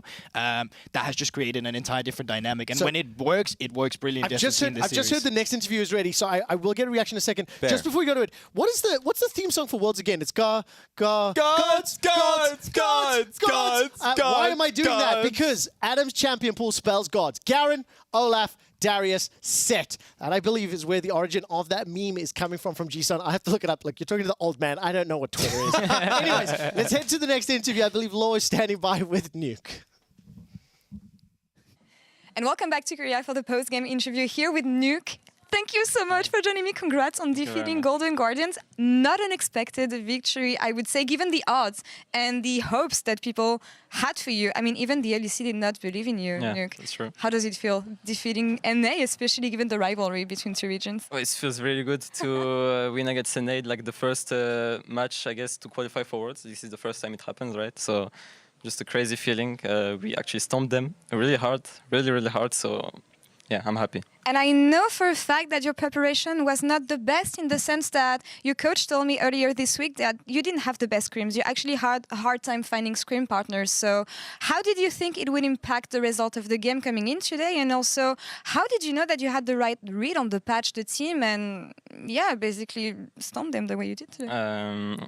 Well, we came as the fourth seed in EU, right, to Korea. I guess I understand, like, because we mainly scrimmed like Plains team, and it was really like I don't know, we couldn't know basically if we were good or not. And today was just like the match that showed everything. And yeah, for me, I had the same feeling of like the spring meta. So this is where I was finding myself of like this feeling of having the right read meta with coaches. So this is why we managed to win today, I think. And you played so well, Nuke, Thank you very honestly, much. on stage. How was it to play at Lowell Park like this? Where Faker sat at some point, actually. I mean, it's 10 times better than... Okay, I love Berlin, right? I love LEC Studio, but it's just a whole different thing here. Just a crazy feeling, just a vibe, like... People are so loud. It's just a crazy feeling. I'm really happy to experience this. And I know that you had your parents here today as well, cheering for you, same way they did in the LEC studio back then. How important is it for you to have your parents supporting you on your very first Worlds run? Well, they basically come at every important matches. They always find time for me, so I thank them so much for this. You just give me strength. I just keep going. When they come, I don't want them to make the travel just to see me lose. I want to make my proud dad, my mom dad, and yeah. When we did the banter interview yesterday, you were telling me that you're a rookie compared to these experienced players on stage. This is going to be your first Worlds, Nuke. Next step, Team Wales, play-ins. What is your resolution for your first Worlds? Well, I think GG is still a better team than the Plains team, so I guess we will just make it through. And then the real challenge will come, right, against all those big team, big names, so yeah, we'll see. Well, on behalf of the LEC, thank you for winning today. Congrats on defeating Golden Guardians. And Trevor, back to you. Law, it is so good to see you back on broadcast. Thank you for that interview with Nuke. And it was great to see Nuke and his parents in studio as well. I really, really love that reply. Like, I don't want them to travel all this way only to see me lose. And I think he popped off. I think he played incredibly well. Yeah. I think the entire team did. Rez, I obviously cut you off. Tough day for LCS, tough day for Golden Guardians. When you do see the players, when you see their reactions, interviews, what's your immediate takeaway? Like, I'll start with the BDS side because it felt like they had a complete understanding and alignment in how they wanted to play. Like, even just hearing Nuke in that interview, talking to his coaches and saying they had a great understanding of the meta. You mentioned the fact that, and actually you mentioned how they play around Adam really well, and Adam plays around the rest of the map incredibly well. They know how to play each situation, Barons, Rift Heralds, and it works out completely well. So from their side, incredibly proud of the progress they've had as individual players to play as well as they have, and the coaching staff to have that support. From the Golden Guardian side, of course it sucks, because they've had that meteoric rise as an organization and as players, and then since playoffs started, it really felt like it's been dropping again and again. Some of the holes that you can tell is always been there. That downward spiral's continued, whereas BDS kind of picked back up to earlier year form, right? And that's amazing from them because they've had in spring split that rise, summer split obviously a fall, but that says a lot to the team to be able to find troughs and still be able to pick themselves back up again. Yeah. So a lot of good that this boot camp did for GB, them. I'll come to you now. Let's quickly take a look at some clips from the series as we wrap it up. And Goldberg, take away some of your thoughts, either focused on the gameplay, the players, opponents. Yeah, I think in general there was just no oopsies from the bot lane either. I think that was something that came around in summer where sometimes one mistake would come through. We only saw it one time where Crowny got caught in this game on the Sivir, but outside of that, they were so reliable. And also huge credit to Laprop, which I at times had been critical on. His performance on the Rakan was great. Just pretty much the entire comp could not have been played out better for BDS. And it is the kind of meta where they succeeded in spring as well. Yeah. It's super great to see that this is the meta coming into Worlds because this means they can rally behind it. My only question that I had that actually did not get answered today is what happens to BDS when they start dropping games in a series and how did they come back immediately because they're still a young team. And we still don't know that either because they didn't lose. They came back in this game too, and for that, I mean, huge credit. And game 3, I think as soon as we started seeing some of the kills come through, it was just over. I have a little bit of blind faith in their ability to adapt because coming into this tournament, I thought they were going to be a one-trick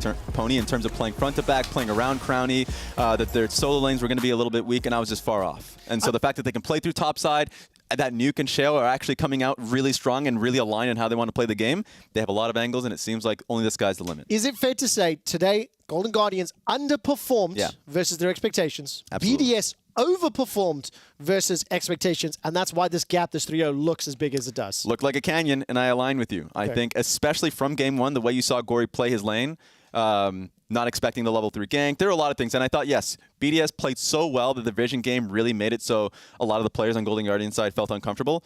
But then you started to see them make kind of rudimentary mistakes. Rez, so I'm going to stick with you to start this next clip because it's what started the day. It's what's going to end this series. Yeah. What on earth does Team Wales have to do against Adam? Let's assume BDS make it into the Swiss stage. What do the rest of the teams do? Because the duality of Adam and his gods champion pool.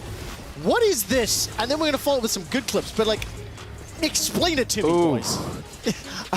I think, because Nuke was right, I think the teams and plans are just worse than Golden Guardians. But when the playing teams succeed, when Wales succeed, it's through, hey, taking the L and laning phase, playing a scaling composition, playing like an Ornn or something that can play front to back, and making it a little bit harder for BDS in straight up team fights. So as long as they simplify the game, I think they're setting themselves up to succeed. I'm curious about the top matchup because Sparta's been playing a lot of the Aatrox as well in the VCS too. So just how that's going to pan out, it's going to be really interesting. But I'm the most excited about the mid lane matchup actually. Glory, for me, has been super solid on Control Mages too. He unfortunately lost the final in his last game, but he was playing a Syndra, and that Syndra was a monster. So he's kind of pairing up against Nuke with the champion pool we've been seeing. And I think a lot of people's going to love this guy. We've never seen him on the international stage, but he's been one of the best mid laners in VCS for a very long time, so I'm excited about that. And we can see, just based off this information, a lot of attention paid towards mid lane. That's great for Wales to be able to look at that and say, okay, great, we can send our support and jungle towards mid lane too and see if we can tip the balance. We're going to find out. Could I get a single for this next bit before we talk about the play-ins bracket and begin to round this one up? Several years ago, when Phoenix was the anthem for the World Championship, FunPlus Phoenix went on to win the finals. This year, Gods is the anthem, and Adam is the Gods of the top lane. You do the math. Let's go back to White and talk about the play-in bracket. We've set it up already. Let's take a look now that we have all 8 teams locked in. Obviously, Team BDS will be playing Team 1. I did that by myself. I didn't rap. I did not hear, but I did not plan this. You know, you go down with that ship. That was a quick shot certified statement. Okay, quick shot certified statement.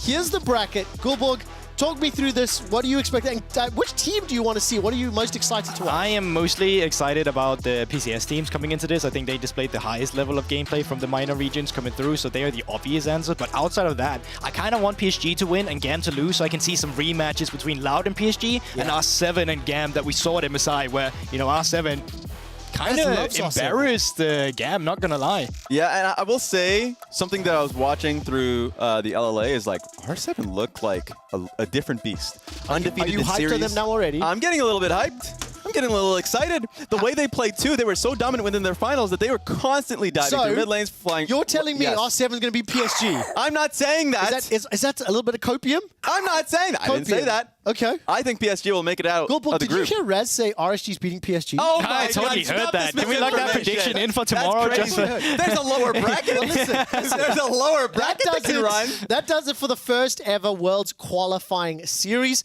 I have one last burn to throw out before I make Raz end the show. While LEC and Europe are the first ever team to be eliminated at the play-in stage, the first major region, North America now has the honor of being the first region to be eliminated before Worlds even begins in the qualifying series. BDS 3-0 to Solanen, Mazinista, Killamas, and everyone spamming. Gulborg was right. 3-0. Raz, could you just read this prayer for North America as we say good night, goodbye, and we'll see you tomorrow? It's not a prayer. It is. Right, I believe it is. It's not a prayer. So kick it off, brother. Near Airport is known as the fastest region to arrive at the airport. Since they gave up on the Alala World Championship, they are investing in speedruns. In particular, they are current world record holders in airport any percentage and airport no wins. Name it. Nah, man. Good night, goodbye, everybody. Thank you for watching. That was for everyone at home. Kudos, goodbye, commiserations to Golden Guardians, congratulations to Team BDS. Worlds Play-ins 2023 starts tomorrow. Yeah, that was actually quite harsh. I'm sorry. I mean, maybe. No, we did. I counted the decibels, you know. Gory has to be a little bit careful. The flash in immediately. Orion gets decent damage down. Gory needs to get out of there. Gory's dead. He's going to run for his life, but he has to come back. Actually gave him the clearance on. Shockwave. Nuke walking down. No mana. Clockwork wind up. Oh, he got it! Dive them. We can do that. Conclusion of this PowerPoint. It's just going to be a straight BDS 3-0, baby. That's what I'm talking about. Just be ready to play 5 games, guys, okay? I would rather finish it in 3 games. Yeah, me as well. Fine in the trade thus far. She doesn't really have the damage. Only level 3. This man's a chopping the trees down. He's a lumberjack and he's looking for 2. Adam blinking, but he will walk away. But here comes Glory finding redemption in game 2. Nice! Wow. Let's go. Where's the E? Where's the E? Where's the E? Get yes! That's my takeaway. That's a bit of a coat there, and here comes the Garen spin and combining Gory. Adam, who is not particularly tanky, does have the stride breaker finish. Actually, he's going to hop on the stick. Just cleanses, just starts to walk him down. Is he just going to have a Garen moment? He is! He is! He did the math! Could you please read the dictionary of what NA is here? It's actually written there. Near Airport is known as the fastest region to arrive at the airport. Since they gave up on LoL World Championship, they are investing in speed runs. I don't want to read this. Go on, go Why on. am I reading this? In Go on. particular, they are current world record holders at Airport. Any percentage